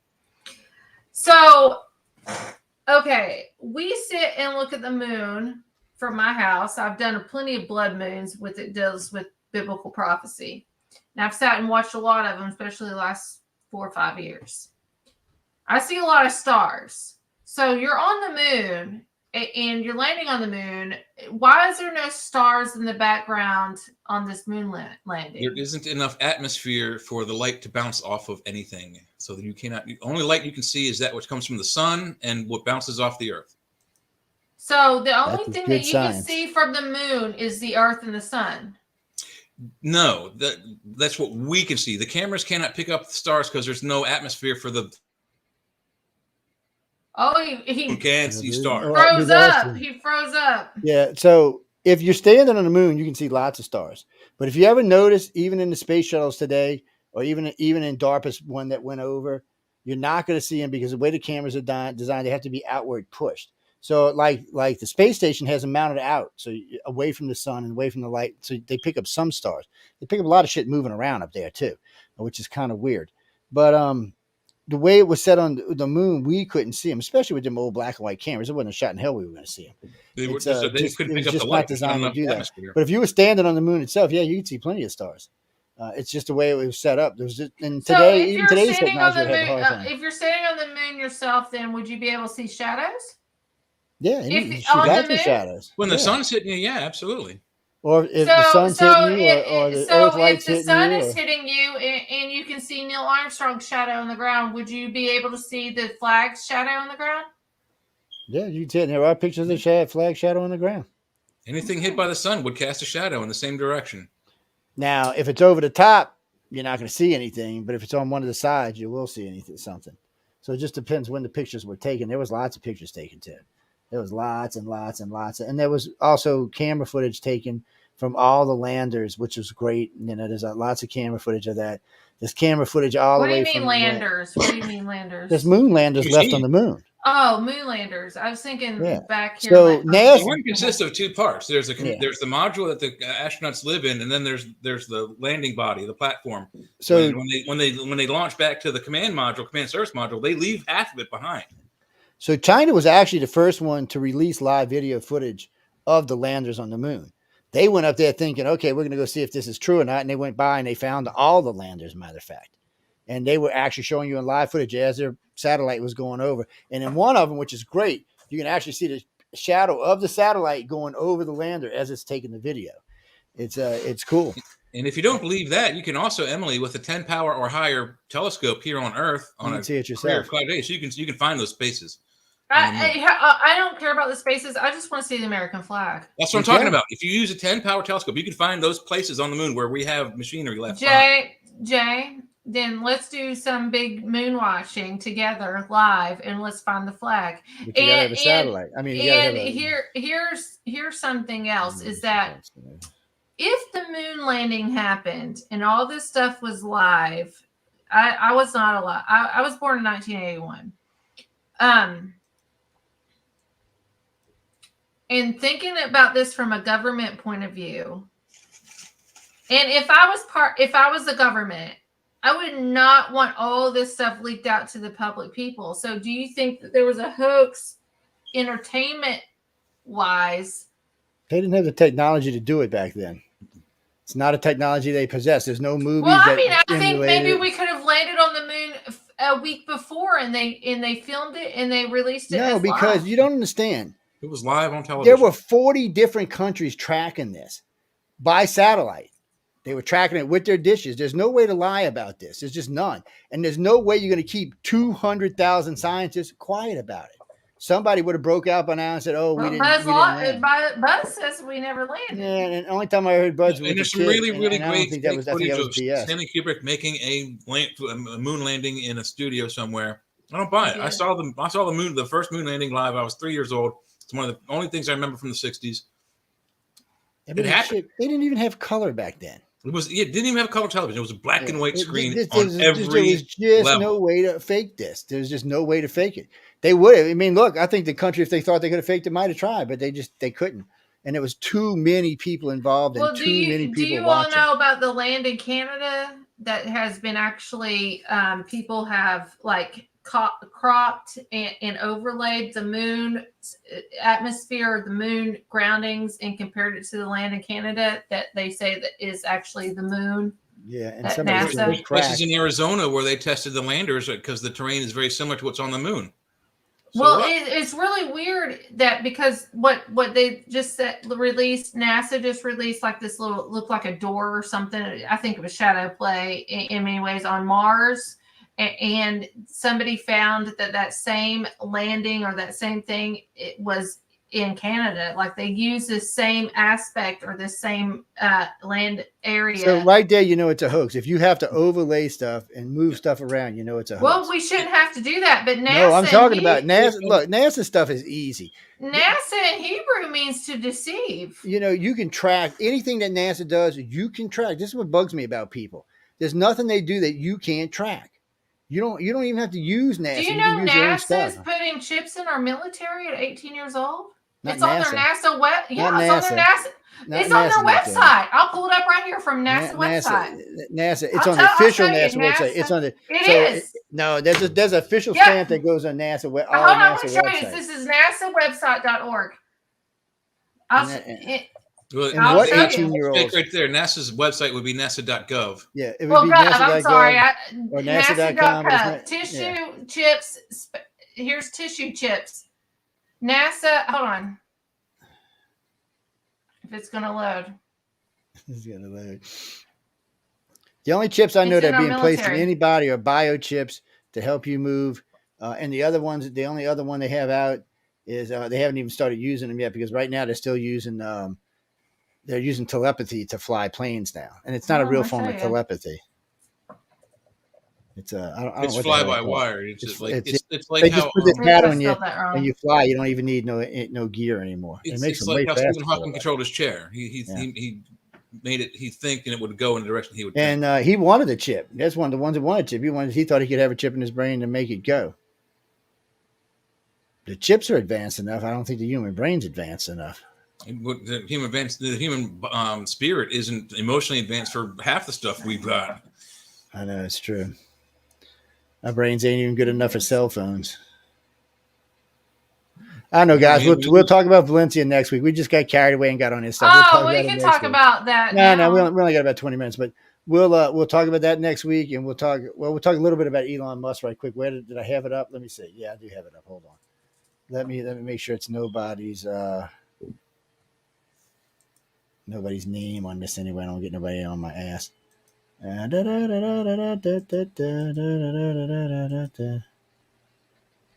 never really liked Elon Musk's name. It sounds like a flavor from Old Spice. Oh, it's not going to let me do it. L means God with lowercase. There it is. Okay. Yeah, Elohim. Yeah, Elohim. But he still sounds like means above, and then we got the elite. So wait, I got a question for you. What happens if there are people before God? So remember, your God that you're talking about. Wait. Let me finish.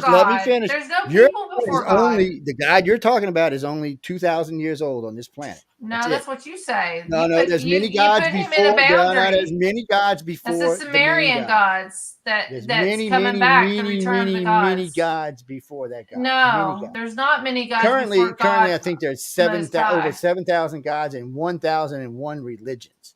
And you're telling me you know the one that's right. But you're telling me you know the one that's right. That's egotistical. I'm not telling you that's the one that's right. You just said that. No, you just did a little while ago when you told us about how the planet works. No, and you can't just ignore things from the past. I mean that's what I hate about Zahi Hawass, Dr. Zahi Hawass. He ignores actual facts based on the pyramids that he claims were built by the Egyptians. And I never talked about the pyramids. I never said anything about this. But just as an example, he ignores facts that are in place and adds facts that do not. God existed way before the pyramids. God's parents. But still, you have to. I got smacked for that in Catholic school when I asked who God's parents. God existed way before any of that. Yeah, and when I asked who created God, I got smacked in the mouth. By the way, no one created God, in my opinion. Yeah, something. God was always there. He was omnipresent. God is probably the universe made manifest. And what I mean by that is whatever created the universe became the universe, because the universe is so large and so big, it created us, all the different aliens in the universe, so it can understand itself. It got so large and so big that it forgot what it was, and it created all these little cells so it can make it manifest to figure out what it was. The universe is vast. We're talking hundreds of trillions of galaxies. Numbers that we can't even come up with as far as how many lives out there. There's no beginning to God. Our brains can't even fathom those numbers. There's no beginning to God. Yeah, well, something made the universe explode and become. So whether it was God or whether it was something else or whether it was just a chemical reaction, we won't know until we all die. But I always warn people, don't put limits on the Creator, because you're liable to find yourself in hell when you cross over. And you can't just ignore. I don't think God's gonna appreciate when you put limits on him. He's gonna say, "Wait, you think I only created you more?" Let me ask you a question. You just accused me of limiting God, though, Joe. I never limited God. Because first off, you think we're the only people God created, the only vast. No, I never said that. That we're it. I've never said that. We got the sons of God. We got giants. We got Nephilim. We got whatever you want to call it. That's nothing. That's all in this lifetime. You put that in my mouth. I never said that. You did. I never said that, Joe. You're speaking in this lifetime.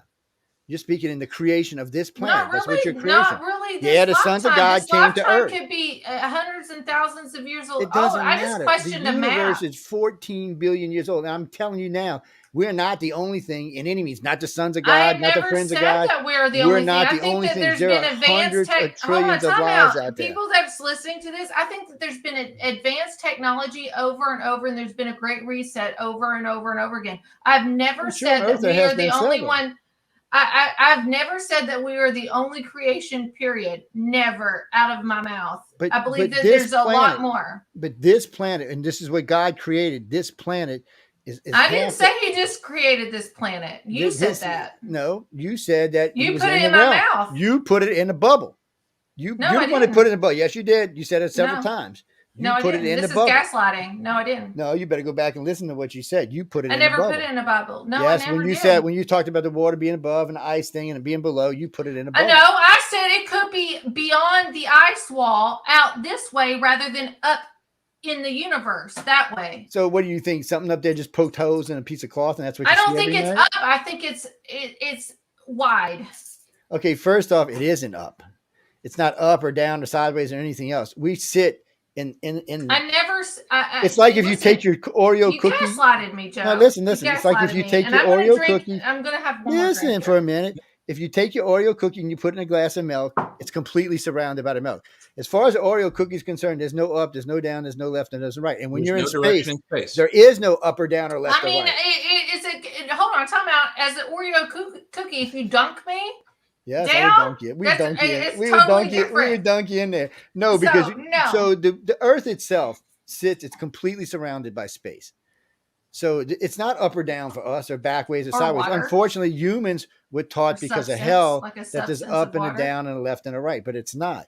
In space, there is. Also, to navigate, we had to define directions. I mean, but I'm a paranormal investigator. Yes, what's that got to do with anything? Well, I'm going to say the spiritual realm is right here on Earth than anything else. I don't think you don't go straight to heaven when you die. You don't go straight to hell when you die. You go to a holding place, and it's right here on Earth. Purgatory? It's Abraham's bosom in many ways, and it's Sheol. And I don't know if it's purgatory, if you want to call it purgatory, but that spiritual realm is right here because we live. Let me ask you something. How about this is purgatory? Right here, right where you're living right now. Husband. That's when I think of what I'm purgatory, I think saying. of Mike's husband. So let's look at the Earth itself and how many pleasant people are here and how many unpleasant people are here. Earth is probably purgatory. You're probably living whatever you did in your last life is probably why you're here right now. You're in purgatory.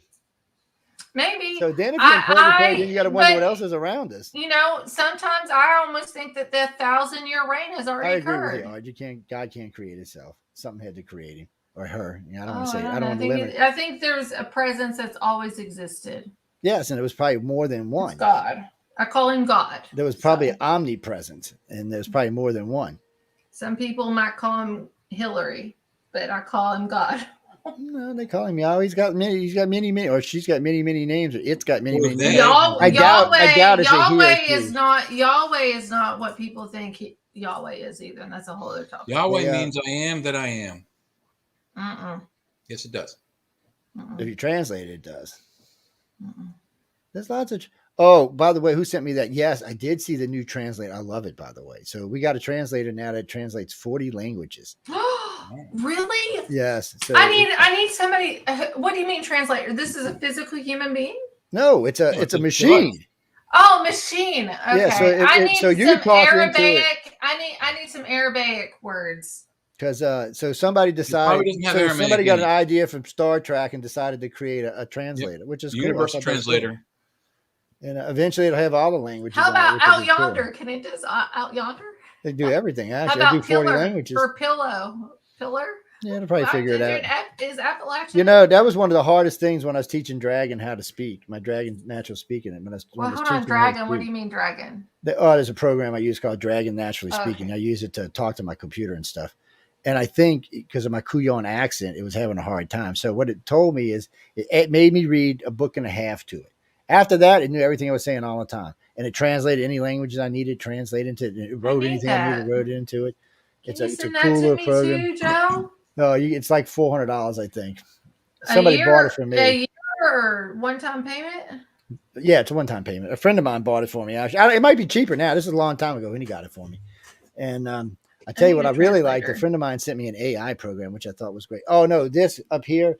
Hold on. We'll read this in just a second. Are you giving James said he's coming to Kentucky and strapping you to a rocket and sending your ass to space. You know what? I heard James is out of this world. He probably is out of this world.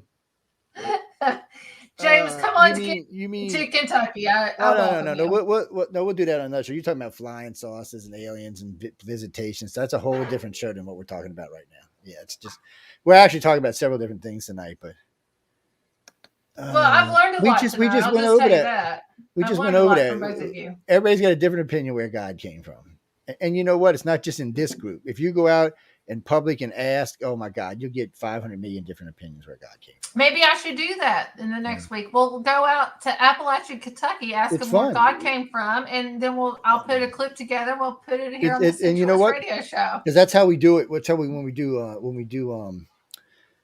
we do testing for psychic abilities, that's what we do. We go to a mall and we'll ask like 100, 150 people who watch, and you would just set up by one of the doors. We get permission, of course, and we just set up by one of the doors, and we'll ask people to take a psychic test. You'd be surprised. Almost everybody who you ask wants to take it because everybody thinks they have latent psychic abilities, which is BS. But I get in trouble with the field so much for that. I'm like, look, I prove it to y'all, and I challenge people all the time to prove me wrong. Go out and maybe this next week I'll go out and I'll ask people and record it. Where do you think God? Who created God, or where do you think God came from? Man. They created God. And see what happens in Appalachia. Well, I got something for you. Do you know what God is spelled backwards? Dog. Yes. So every dog in this planet is probably God, and that's why they probably love us unconditionally. I love it. Do you know what an atheistic dyslexic does at night? Oh, Lord have mercy. Stays awake he stays awake and ponders the existence of dog. That's right. No, I'm serious.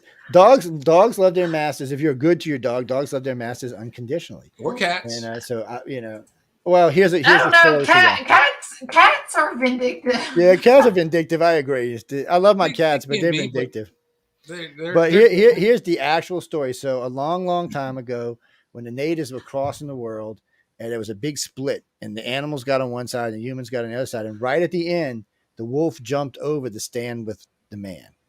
And that's where we got our dogs from. And that's where they've been ever since. They've been by our side ever since. They love us. They cherish us. They hope for us. They help us. They work for us. They do everything. You couldn't ask for a better sidekick anywhere in the universe. So, and it is funny that God spelled backward is dog.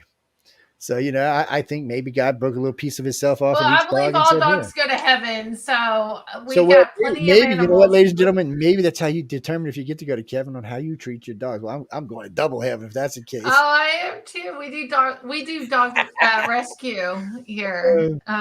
Even though my dogs are named GW, George W. Bush, and Jeb Bush, they're still going to heaven because of grace and mercy. All right.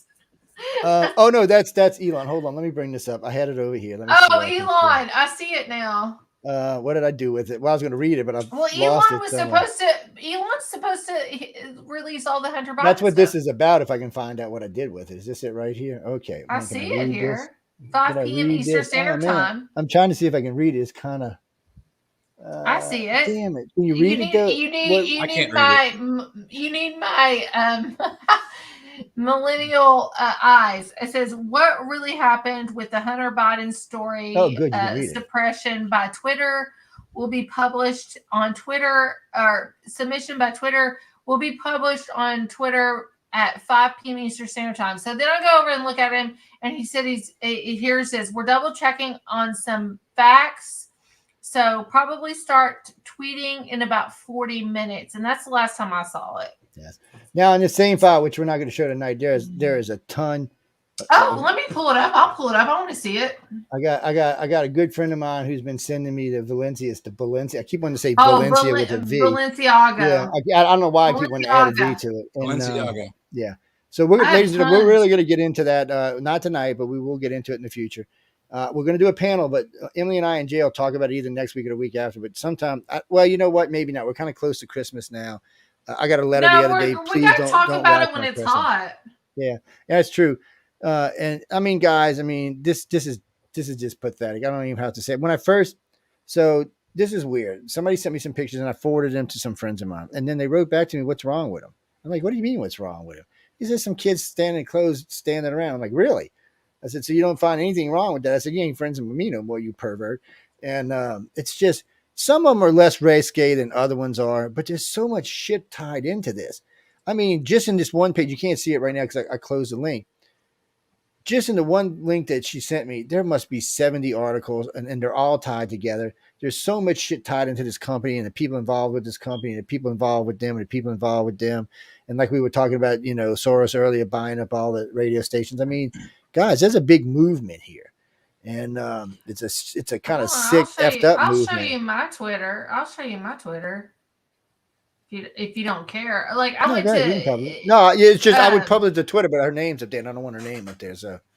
And I haven't downloaded. No, I'll show you mine. I don't care. People can go over and follow me. Here, your name's up here anyway. I don't care. I get blackballed a lot on Twitter. Yeah. So this is Kanye. This is our Army manual. One of the most. So this is after Kanye posted about this guy shooting.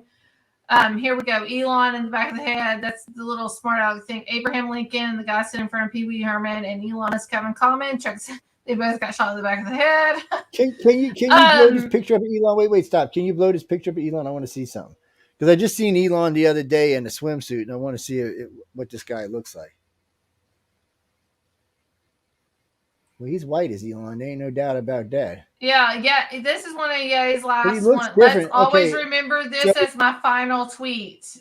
So I'm gonna find the other picture I got of him. He was somewhere in the Caribbean, and he looked he looked like Ian, but he looked way different than this guy does.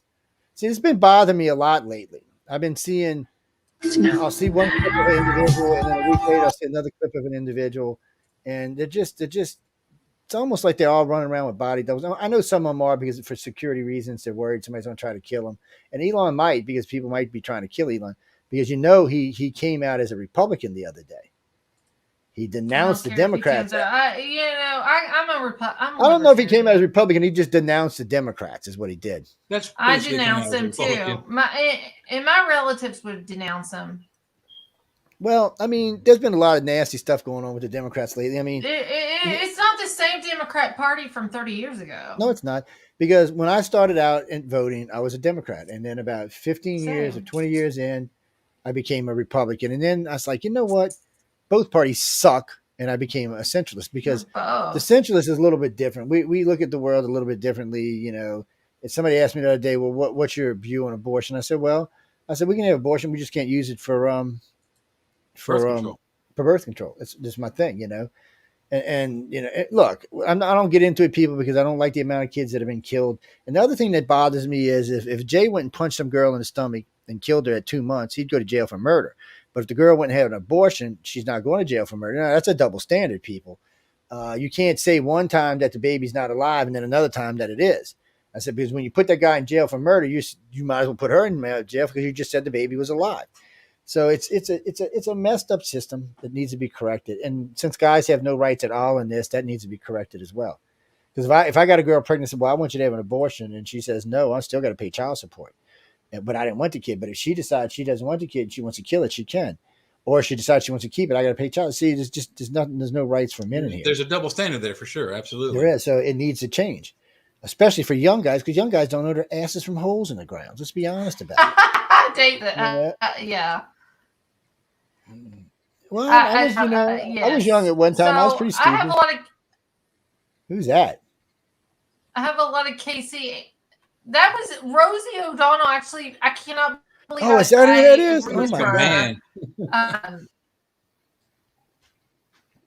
Yeah, this is Casey Anthony, which is Clint House, which was on last week.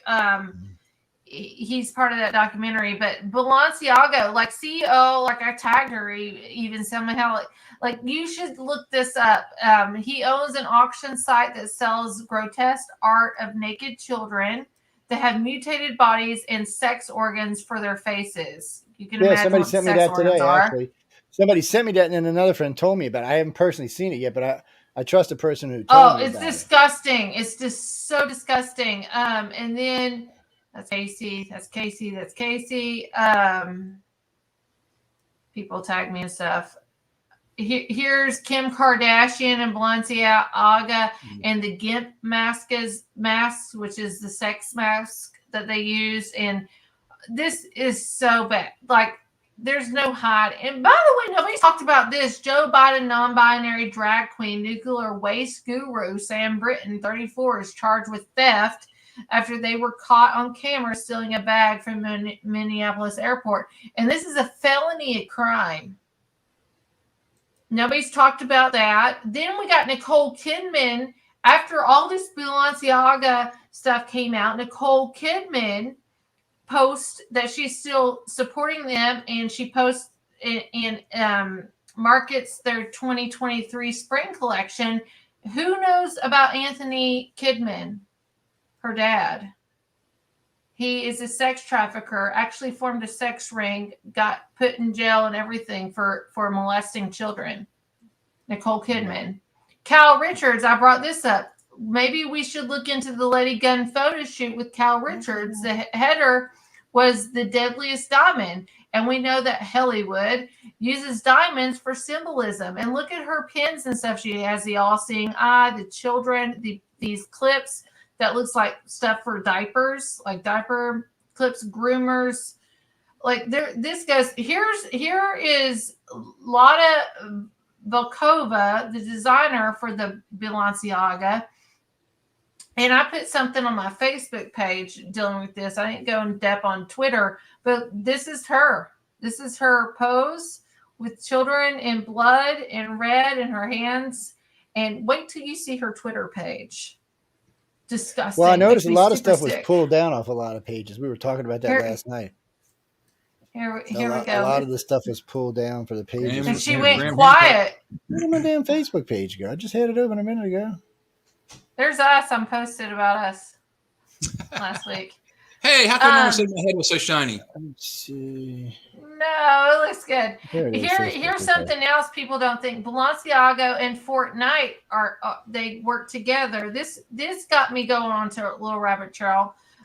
What we have, Travis Scott also had a contract with Fortnite. Travis Scott and Astro World and all that stuff that happened. The bondage bears, and then this wording in the article was odd, and it got me down a rabbit hole. What are those luxury purses made from? Human leather. Look up human leather, everybody. In the red shoes, that brings in the red shoes. But Balenciaga has human leather, like stripped faces that they mat and put together on jackets, and it's disgusting. Doggo, here's some. Hold on. Who sent me this about the Trump trial? That's not what I was looking for. Hold on. Doggo.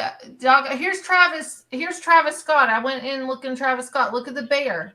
They have the bear. I'm like, what's this all about? The bear. Wait, hold on. I'm gonna play this if I can find this. By the way, I had Chang 3 up for you so you can see the actual lander on the moon, but I'm going to show you this instead. So hold on. I'm going to say this one last thing and I'll end on this. Balenciaga, Doggo, which is their character that's in flipping Fortnite, Doggo. So what does Doggo mean? Doggo is hiding to avoid notice or detection, used chiefly in the phrase of lie doggo.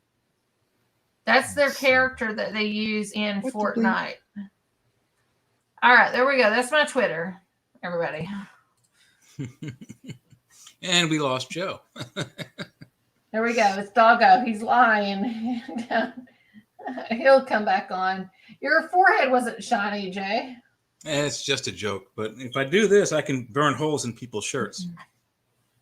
My hair's a little shiny. Yeah, but I can burn holes in shirts. I got gray hair. I don't know if you can see that. That's all gray. I mean, if I grew up my beard, I'd probably have some there. You'd probably be on a sideshow too. Just the hell out of you for some reason. I was like, what the hell's going on with that? So wait, if I can pull this up. My computer's acting like I don't know what's doing tonight. It keeps jumbling stuff around. Every time I go to bring a link up with us, it wants to put something else. Like I was going to bring this link up right here, and it gave me the trial of Trump. With them spying on him, which is cool. That's a Obamagate. That's a cool enough thing, but that's not what we're talking about. Okay, here we go. Share. Oh wait, we don't want it on that. We want it on this. Live feed moon. No. That's how you get fired. YouTube. Is that it? Yeah, that's it. Okay. I want to make sure we had the audio content of it. All right, so let's play this. Oh, here we go. We got Ben So Shapiro. so let me make sure we got the audio turned up. Let's make sure everything's turned up. So here we go, guys. Now, ladies and gentlemen, we do have permission upon this. We just, we had to make sure we. This is for education purposes only. That's right. Now here y'all go. Boom. Diego. Oh wait, my producers are telling me that it's Balenciaga. I don't know or care, but apparently it's called Balenciaga, and we should label them correctly since we're about to talk about them being pedophiles. Apparently, Balenciaga has apologized now, according to Yahoo Life, after a recent ad campaign which featured children holding teddy bears dressed in bondage gear. I have a question. So they fired the photographer. They said that they removed the campaign from their platforms. They sincerely apologized for any offense our holiday campaign may have caused. And they also blamed the photographer, who was a person named Gabrielle Galimberti, a National Geographic photographer. Through many different... This is... let's go through some of the images here. Yeah, by the way, this is the Daily Wire, people. We want to disgusting. Credit, so YouTube and yet, throw us off. Are we going to pretend that this thing was not greenlit by HR? Are we going to pretend that there was not any sort of corporate higher-up approval for this sort of activity? Yes, this is legitimately the most sickening ad campaign I've ever seen. I've seen a lot of them. Nobody does so Balenciaga put out this picture of a child. That child can't be older than 4 years old. What I found out, 3 or 4 year old these children work for the same company, and they think it's okay. And she is holding a teddy bear. Parents just desperate dressed in to get bondage their kids up to let them do this. Isn't that adorable? Whereas Hilton a child said with a that teddy bear dressed in bondage. But you know what? Probably she's just going to Drag Queen Story Hour, so it's totally fine. He got millions of dollars. Probably she's going to an all ages, family friendly Drag Queen Hour, and she just wanted a teddy bear dressed like the drag queens. What's the problem, guys? I don't see the problem, according to the left. What's the problem? After all, we have to introduce kids to all sorts of life issues and life realities. I want to know what the left finds objectionable. I know what I find objectionable. I want to know what the left finds objectionable. Like the white rabbit. Here's another child. This kid can't be older than 3. Carrying another bear dressed up as what appears to be a drag queen in mesh outfit. The bear also has bondage gear on. And there's bondage gear on the table in front of the kid. Like there's some actual, like there's a dog collar on the table in front of the kid. And it says gift shop. The white rabbit. Nobody looks in front of a small child. I know. Again, maybe this kid is just headed out to a gender diverse parade. Who knows? Who knows? It could be anything. It could be anything. And then finally, just to make clear exactly what they're doing, there's a picture of a Balenciaga purse on top of a bunch of papers on a desk. The papers on the desk include, when you have a close-up photo of them, I just want to put this out a there. photo of a decision called the Ashcroft versus Free Speech Coalition. Go ahead. I'll pause it for a second. Go ahead. Okay, I have proof for this that a week before all this became viral, when Balenciaga, whatever. Balenciaga. I know. I had the hardest time with that myself. Cut Kanye. It made me go to their website. This is a week before anything went viral. I started looking at this stuff, and I zoomed in. I sent it to 5 people on my Facebook page talking about this. Like, Emily, you're going to do video. You need to do video. I said, I don't know. We'll wait and see. And then, like, 2 days later after that, all this stuff went viral. I wish I did a video, but I didn't.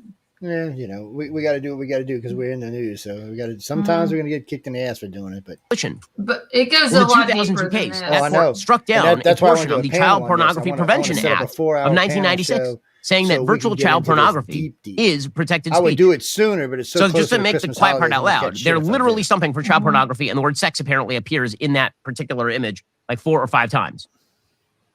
What in the actual world? Folks, using techniques that have been honed and perfected by generations of bladesmiths, Kamikoto knives are crafted only of high-quality Japanese steel. Each Kamikoto knife goes through a rigorous 19-step process that takes several years from start to finish. With more than 100 years of experience between them, Kamikoto's expert bladesmiths shape. Yeah. We'll turn it down while he's doing whatever he's doing here with his bladesmithing. Go ahead, Jay. I'm sorry, I didn't hear you. On the private chat, you'll see I broke down how you can pronounce Balenciaga a little easier. Oh, Balenciaga. Well, you got it right off the bat. Balenciaga. Balenciaga. Come in a beautiful, heavy-duty ashwood box for safe storage. They had a lot under the name of art. Holiday season. Yeah, well, there's so many companies tied to this Ashwood box that I've been talking about, and behold, as my buddy's been sending me stuff. See how they this gleam. company is tied to Jesus. Turn it down, Joe. I can't hear you. Honestly, we use Kamakota knives in my house because he's still selling. Yeah, he's still on knives. knives. I mean, this company is tied to so many other companies. Oh, hold on. They're tied to Keurig and all this. Hold on. Where's my? Hold on. Let me go ahead. Let me find my Twitter. He's getting ready to come back on. I still think he's talking about his knives. Yeah, he is. Well, let me just talk real quickly about art and how art works. So years and years ago, there's the homosexual artist Robert Mapplethorpe, and he's an actually very, very good photographer. But at the end of his career, he was selling gessoed poo. He was taking gessoed canvas. Gesso is what you use as a base to make a painting. And he would take a canvas, gesso it, and wipe his excrement on it, and then sell them as art. Now, is that art or is that toilet paper? I swear to God, you can look it up. Robert Mapplethorpe. He was selling poo. That's my alien friends coming to get you to prove space is real. I'm sorry, Jay. Go ahead. He was selling poo on canvas. What the heck is that? I never heard that before in my house. I told you what it was. They coming to get you to prove. They coming to get you to prove space is real. Go ahead, Jay. I'm just saying, I've always been here. Okay, go ahead. I'm sorry. I'm so sorry, Jay. So what is art? What constitutes art? I mean, can you wipe your own excrement on a canvas, put a frame around it in a glass, and then sell it in the art show? Well, Mapplethorpe thought you could. Golden. To me, that's not art. That's just like taking toilet paper and wipe my dogs up, poop on it, and sell it. Right? Yeah. Literal there are people who do that. They do art with poo and they sell it. But does that qualify for these pictures here? I mean, we call it Shih Tzu art. You got a kid holding a teddy bear. What's the teddy bear dressed in? So what? Doesn't matter. I mean, is it artsy? Is it just strange? Well, it would be one thing if it was just a teddy bear if they weren't dressed up in some kind of weird, sex thing. I know the kids don't have no idea what's going on. But it doesn't take it away from the fact that it may actually be a photographic art piece. It's well, the rest of the world is like no, and that's why Valencia. I mean, they got so much shit. I don't agree with it, but I'm just saying that's the argument for art. All right, let's see what Pretty Boy's just got to say now. This is a cute little guy. Smack him on his head. Documents in our campaign. We take this matter very seriously and are taking legal action against the parties responsible for creating the set and including unapproved items for our Spring 23 campaign photo shoot. Our plush bear bag should not have been featured with children in this campaign. We've immediately removed the campaign from all platforms. We strongly condemn abuse of children in any form. We stand for children's safety and well-being. Frankly, I'm surprised that they didn't go with the full left-wing defense here. So, well, we're exposing kids to things that exist in the real world. Are you saying that people in bondage aren't real? Is that what you're saying? Is that why you object? So I have a question for the left. If you object to this campaign, which you should, because if you don't, you're a scumbag. If you object to a campaign monetizing a child holding a bear in bondage gear, I have a question. Isn't it bad to expose children to men gyrating around in bondage gear? Isn't that significantly worse, in fact? I know. Like, if there's an actual man who is prancing around in bondage gear at, say, a parade, and you bring your 4-year-old to it, is that a good thing to do? Apparently, it's a good and noble thing to do that. But if the kid is photographed with the teddy bear in bondage gear, that's child pornography and pedophilia and nasty, according to the left. So I want to know why. I want to know why, according to you. I know why I think it's bad and evil and wrong to abuse children in this fashion. I want to know why you think it's wrong. Or maybe you don't. Maybe you're fine with this sort of stuff. It's only sexualization of children, apparently, when they hold a teddy bear dressed in bondage gear. It is not sexualization of children when you take them to an event where men dance around in bondage gear or ladies' lingerie and shake their asses in front of children. First off, dude, that's all fine and dandy. But see, down here, we have the gay parades, and kids don't go to the parades. Parents don't take them to those kind of parades. You gotta turn this down. I can't hear you, Joe. Well, it should be off now. You shouldn't hear nothing now. Paused. Yeah, it should be paused right now. It's oh shoot, it is lightning. But here, I want to show you something, everybody. Ahead, pop it up. We're gonna finish this out in a minute, but go ahead. Please. It's thunderstorming. Yeah, it's coming for you. Anytime I send the Grays to pick up somebody that's a big thunderstorm. Everybody, I'm just warning. I'm warning people right now. This is the person, the CEO that works. This is Selma Hayek. What's her name? Selma Hayek. Selma Hayek. Hayek's husband that owns this. That he owns the auction site that sells this grotesque art of naked children that have mutated bodies and sex organs for faces.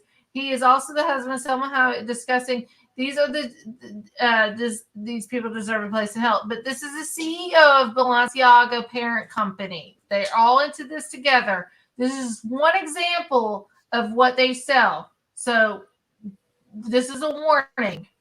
Matter of fact, ladies and gentlemen, in the next show, in the panel show, in the panel show we do, what we're going to do is, a couple of years ago we did a show. This is called Fuckface, by the way. This is called Fuckface. Well, we did a show a couple of years ago when the company had put out the 10-year-old dolls, fully functional dolls. I mean, they looked like kids. I mean, they were really, it was a sick thing.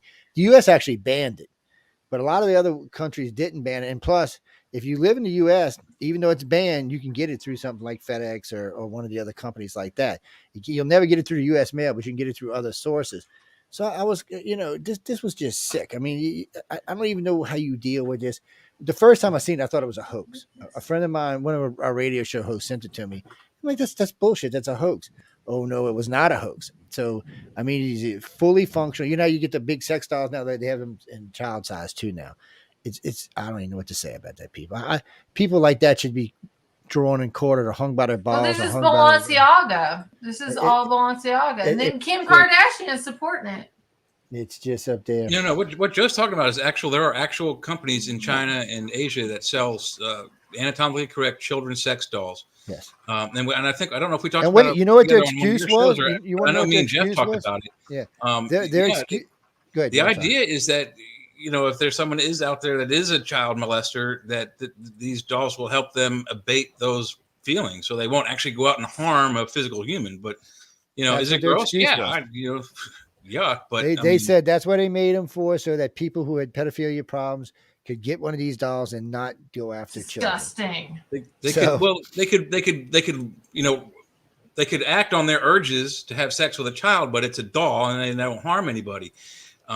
Is it true that doll there's no data? There's no data that says that if they have these child sex dolls that they actually. I love how Balenciaga sells these dolls and they have Adidas for shoes on it. So Adidas. Well, you know what Adidas stands for, right? Well, I don't know what Adidas stands for, but I know what the three lines stand for. Well, Adidas means all day I dream about sex. That is correct, Joe. All day I dream about sex. Well, one of my dart teams was named Adidas. It was all day I dream about sex, but that's what it means, all day. And that is one of the reasons why I have never worn Adidas shoes. Puma, yes. Nike, yes. Skechers. I just don't know. Nike. I don't do Nike. So I just don't know. First off, I don't know how we came to live in this world. I'm confused by that.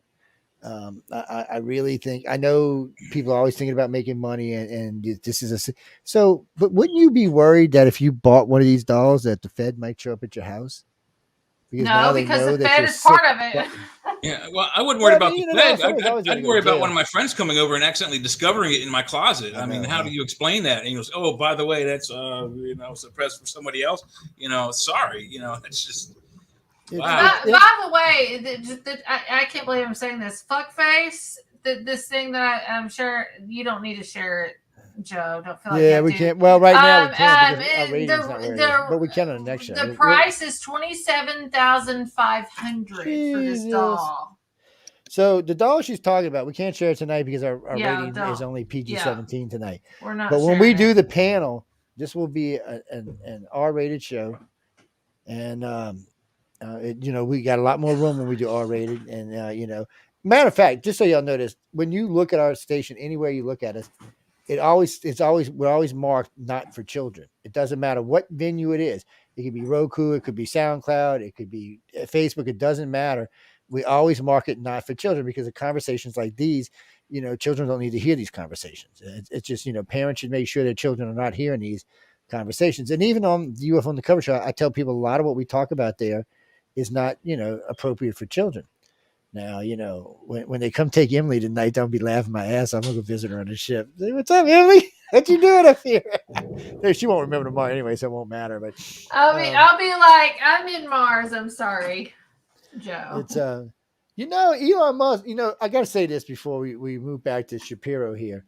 There's something about, if you've ever seen the movie Moonraker, the James Bond movie where the guy builds his thing up in space and moves on the moon and a whole 9 yards.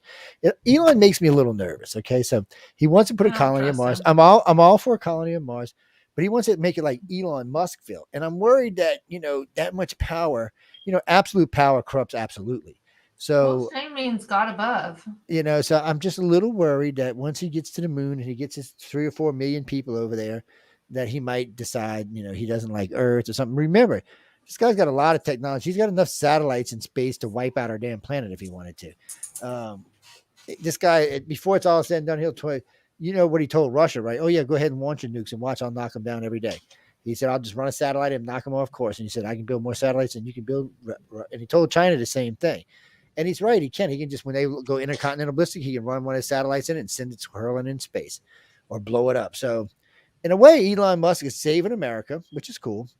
And he is trying to get some free speech back in the country. And he is defending some of the people who got screwed in the last 10 years. I don't trust him either. So even I've said this before, I have a man crush on Elon, but I wouldn't trust Elon as far as I could throw him. I don't even have a man crush on him.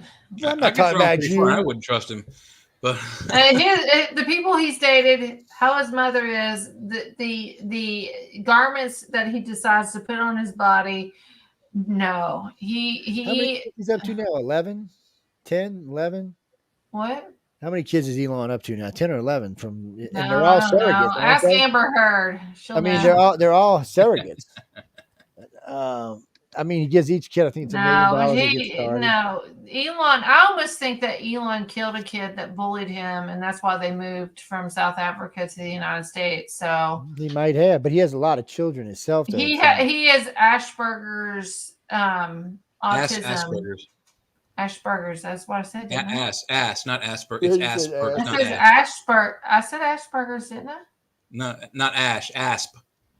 I said Ash. No S. No H. No H. It's my Appalachia. Asperger's. Oh, he has 10 kids from 5 different sources. I got 8. ASP. Asperger's. Yeah, this just came up. How many children does Elon Musk have? Elon has his father 10 children, including a pair of twins. He numbers them. They're all a number. They are, but he gives them all money, so. Only one, and this is what's so cool about this, or not cool about this. Only one of them don't like him. It's a girl; she don't like him, but all the rest of his kids love him to death. How old are all of his kids? I don't think their kids are old enough. They're older kids. No, they're older kids. I don't know what I know. His youngest two would have been from his last wife. Well, from his last surrogate. Excuse me. And those kids are probably in the 3 to 5 year range, but all the rest of the kids are 17 and up. So. These are kids that would know better. They just like their dad. They think it's because he gets so much press that you're gonna hero worship your father, because a lot of people just think he's a hero in a lot of ways. He's changing the space program in ways that no one ever thought was going to be possible. Nevada Alexander Musk is his oldest child, and Nevada was born in 2002, so 10 years. 2002 would be 18. Nevada died of sudden infant death syndrome, so that she's dead. No, he's got 10 alive kids. That's what he's got. Oh, he has 2 twins. And there's a set of twins. Twins. That's 18. He's got right. The other one is 16. Yeah, his kids. He's been steadily having kids ever since he became a millionaire. He's steadily been having father and kids. And wait, he said the other day, this is not the end. He's going to have more. He's going to be, by the time he's my age, he's going to have 20 kids running around. I think he killed somebody in South Africa, and that's why they moved. He might here. have. And then if you look, if you look at his mom, and his mom is scary. His mom is scary. She kind of hot when she was young, but she is kind of scary. And their family had weird, strange. It kind of reminds me of what's his name, the blonde-headed gay guy in the news. No, what's his name? Anderson Cooper.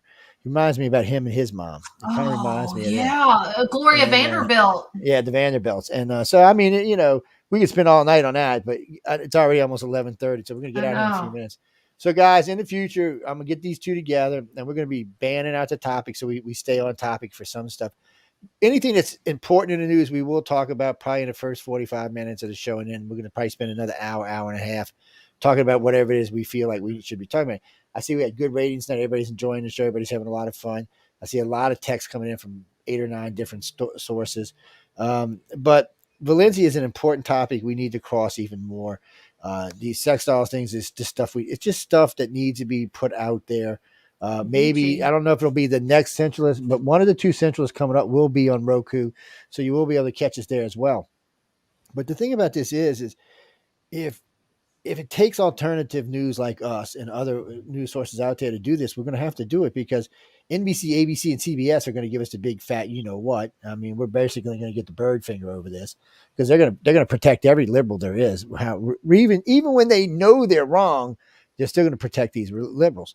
And you can't count on Fox and Friends to tell you the truth either because they got other people they're protecting. So, you need news sourers like ours and other people that can get out there. And look, we're not going to always be right, and sometimes we're going to be wrong, and sometimes not just liberals. They protect Republicans. Yeah, that's what I'm saying. Too. So I mean, it's not like we're going to argue. I love arguing. I hate hosts that suck up my ass. It makes me crazy. Okay, let me rephrase that. On the moon, people. We did not land let me rephrase that last comment. Okay. I like when we all agree on whatever we're agreeing on that's important, that should be agreed on. But everything else is fun to argue about and I should say discuss. Sorry, but it's more fun that way. And you never know what's going to come out of it, and you never know what truth's going to fall out of all the stuff we're talking about. You mean 3 hours? We'll talk about that another time, there, Bobby. We had 2 hours and a half now. Just call on. we talk a lot, right, Jay? Yes, we do. Yeah. And goes by fast. They're sitting here listening to it. I think I can't even say what the last 2 comments was about somebody else. I'll tell you when we end the show. Oh no, guys, I can't. I appreciate what you said, but I can't really say that because it'll just start a bunch of bullshit, and I don't need an extra bullshit. No, they can tell. Is it about me? No. It's not about you. It's about somebody else. You can tell me. We wait until you leave the screen, then we talk about you. Yeah, we talk about you. Like, God, crazy girl. God damn. Y'all like Emily, I know. So Jay's good, Emily's good. We're still looking for probably 1 or 2 more hosts on here. If we do, we'll expand the show a little bit more. Debbie, we looking for females and males. Right now the station's female heavy anyway. I got a lot of good female hosts. I've always had a lot. I'm the only male DJ on the entire network besides Joe. Just so you know. Yes, there's not many. No, there's. Wait a minute, Jay.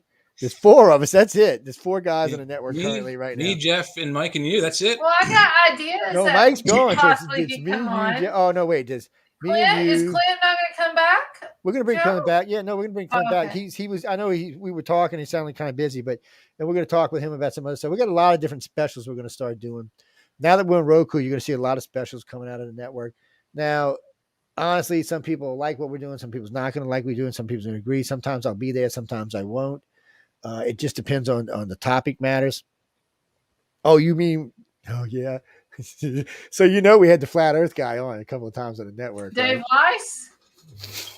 I had so much fun. Who are you talking about? Dave it's lightning so bad here. It's going to get you. That's because the ship's hovering over your house right now and creating. I said Dave. Did you have Dave Weiss, the flat Earth guy? Yeah, he's been on twice. He's been on the Outer Realm. I've interviewed him twice too. Yeah, he's been on Outer Realm, and then I did Captain Narebru, who he was the guy who started the planet Earth, the flat Earth stuff.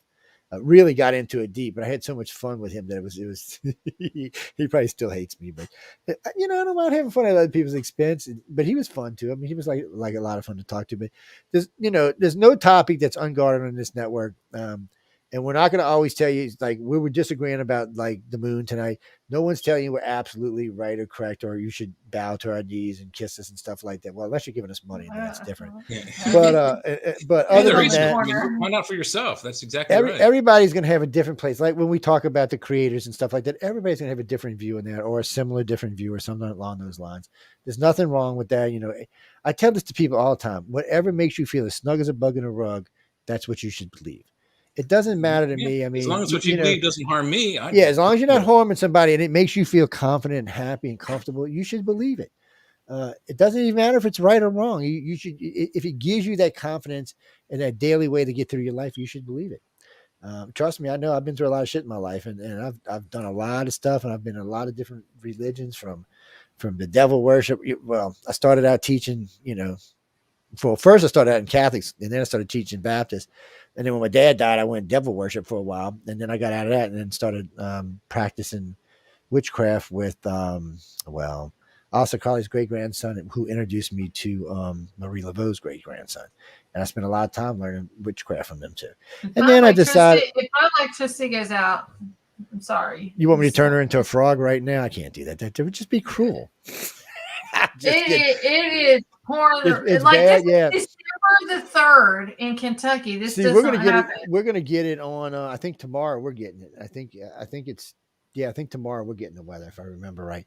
It's weird how it crosses the country, and he's in Pittsburgh, so he'll probably see it on Sunday or something, or Monday. Yeah, you're in Pittsburgh. Hold on, the rain, the thunderstorms, this should come right up your way here in the next few hours. I'm actually 3 hours from Pittsburgh, but we're on the other side of the Appalachian Mountains. I don't know why I always call Pennsylvania Pittsburgh. That's a bad on my part. It's the biggest known city, but any significant storms that come across the Appalachians, they get destroyed, and they either become more violent or they just spread out into little squalls and hit everywhere.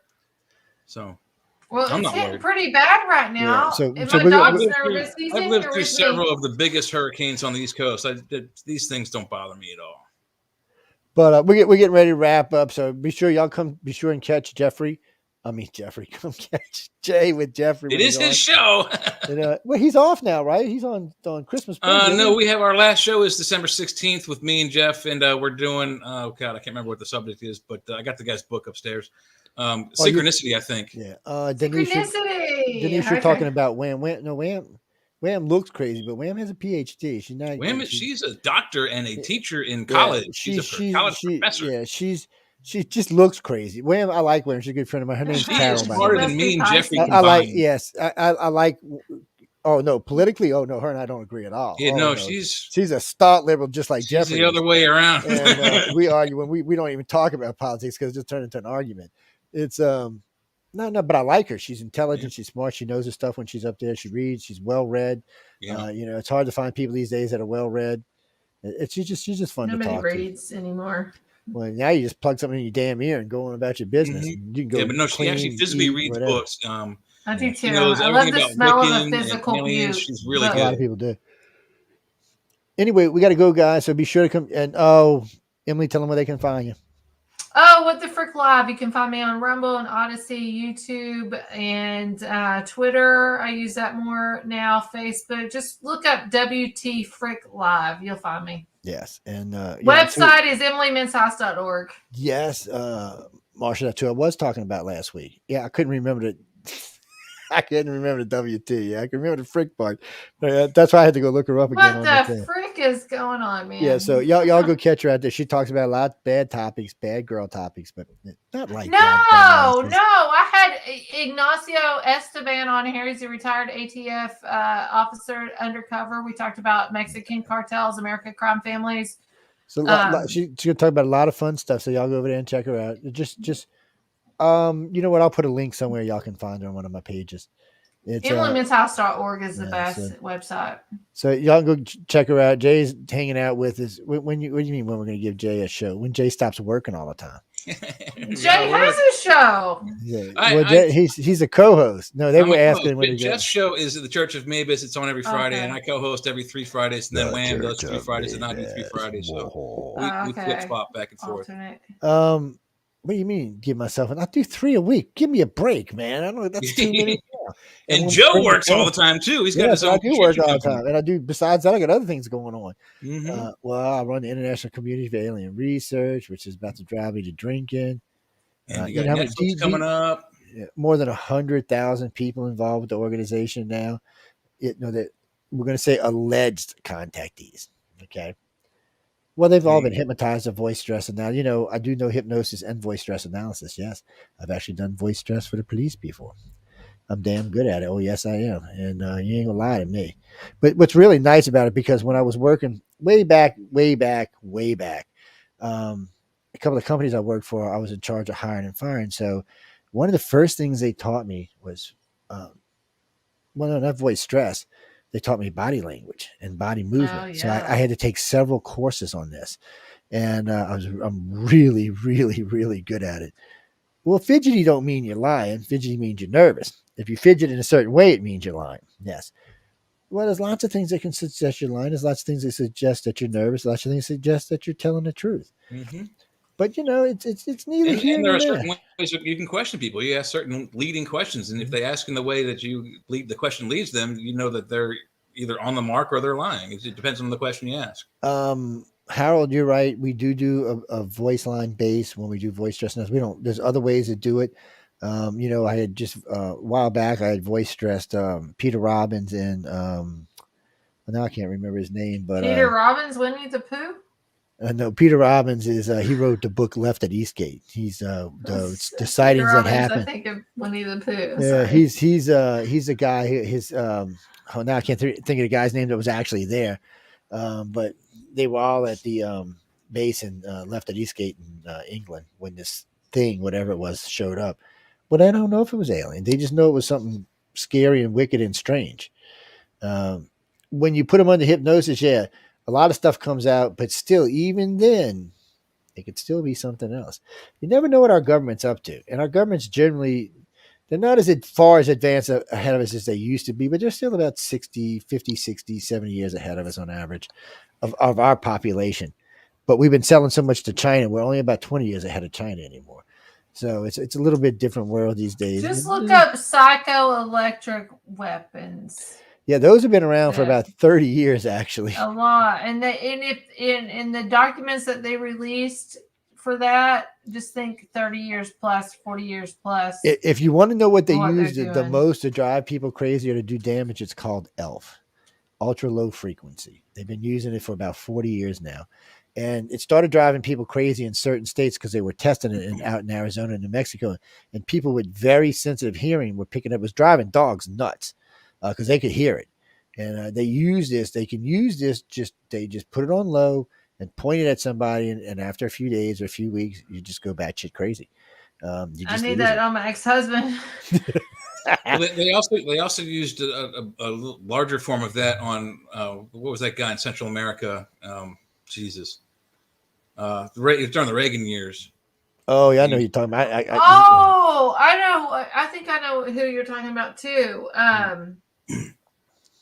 Now remember, under Obama, Cuba did it to us.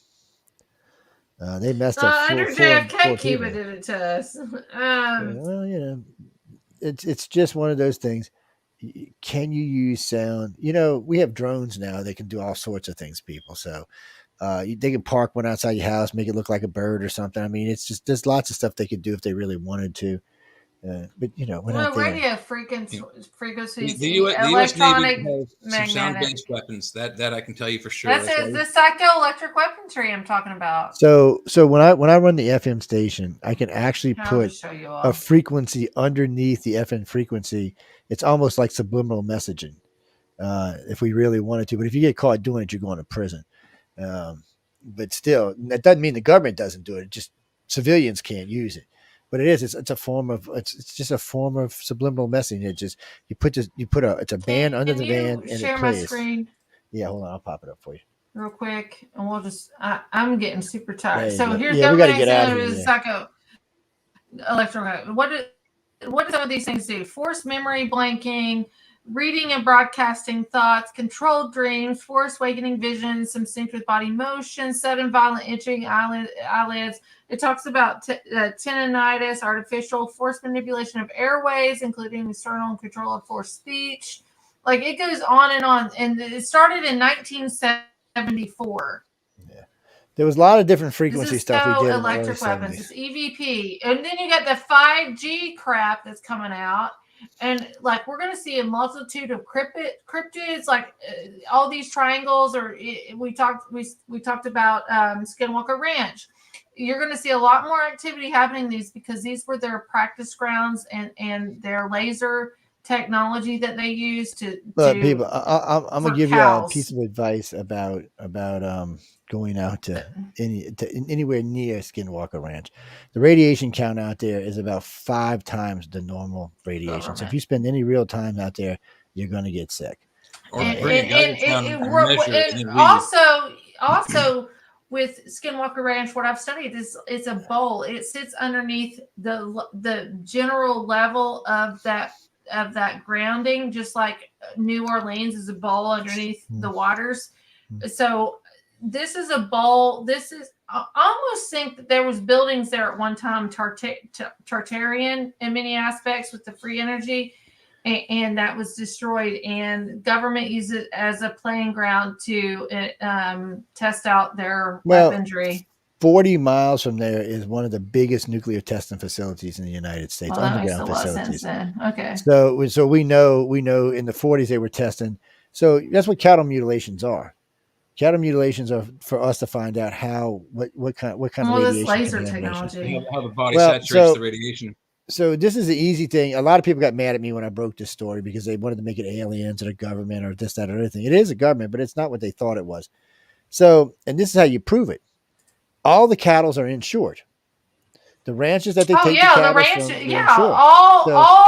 All life at these farmlands, because I did the big, huge study with all these food processing plants burning down over the last year.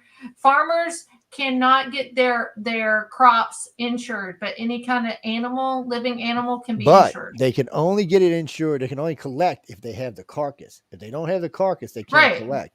So what happened was this started back in the 60s is when this started, and they started doing it. They didn't have lasers. Yeah, we've been having lasers and vacuum pumps since about the 50s.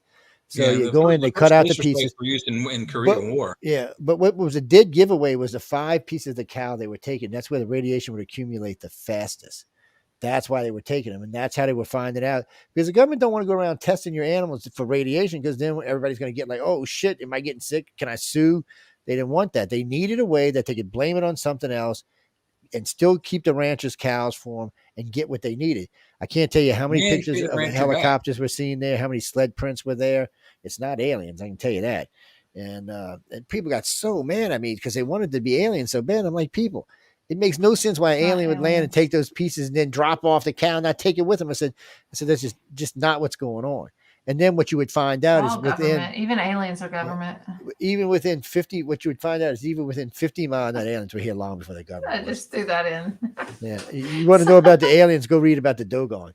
It's they had far advanced knowledge than anybody on this planet ever had. But they would just throw them out there, and as long as they had the cow, the insurance would pay. And when I started tracking them back, I tracked about 150 cases. Every one we tracked, the cow was insured. You know that all the cows in Tennessee and Kansas, which all these cows ended up being dying off. They said it was due to weather, due to the heat the last year. They were actually all given the COVID vaccine. They might have been. And then look, I still ain't buying this turkey flu shit. No. All of a sudden now everything costs 5 times as much. The chickens, all that stuff. It's on my website, EmilyMenshouse.org, the food processing plants. I've also tied all the farmland to Bill Gates. Everything's on there. I was on Macroaggressions podcast. We were number 3rd podcast on Apple for like 3 weeks, 4 weeks or something like that. I'm giving this one away tonight. We're giving stuff away still? Only if you can tell me what the opening topic of this show was tonight. So it's going to be. Gosh, I don't even remember. It's going to be writer number 20. whoever hits my email at number 20 and tells me what the opening topic of this show was tonight. It's yours. Remember, it's iCarCox.net, because I keep getting people writing to me because I keep forgetting to leave out the email. But on that note, we got to get out of here, guys, because we're way over our time. Emily got to go to bed. She's old and stuff. Us young guys are going to go out and party for a little 42. while. I'm she's just 42. All right, I got shoes older than you. Anyway, good night, everybody, and we will see y'all next week. Okay, let me drop us out of here.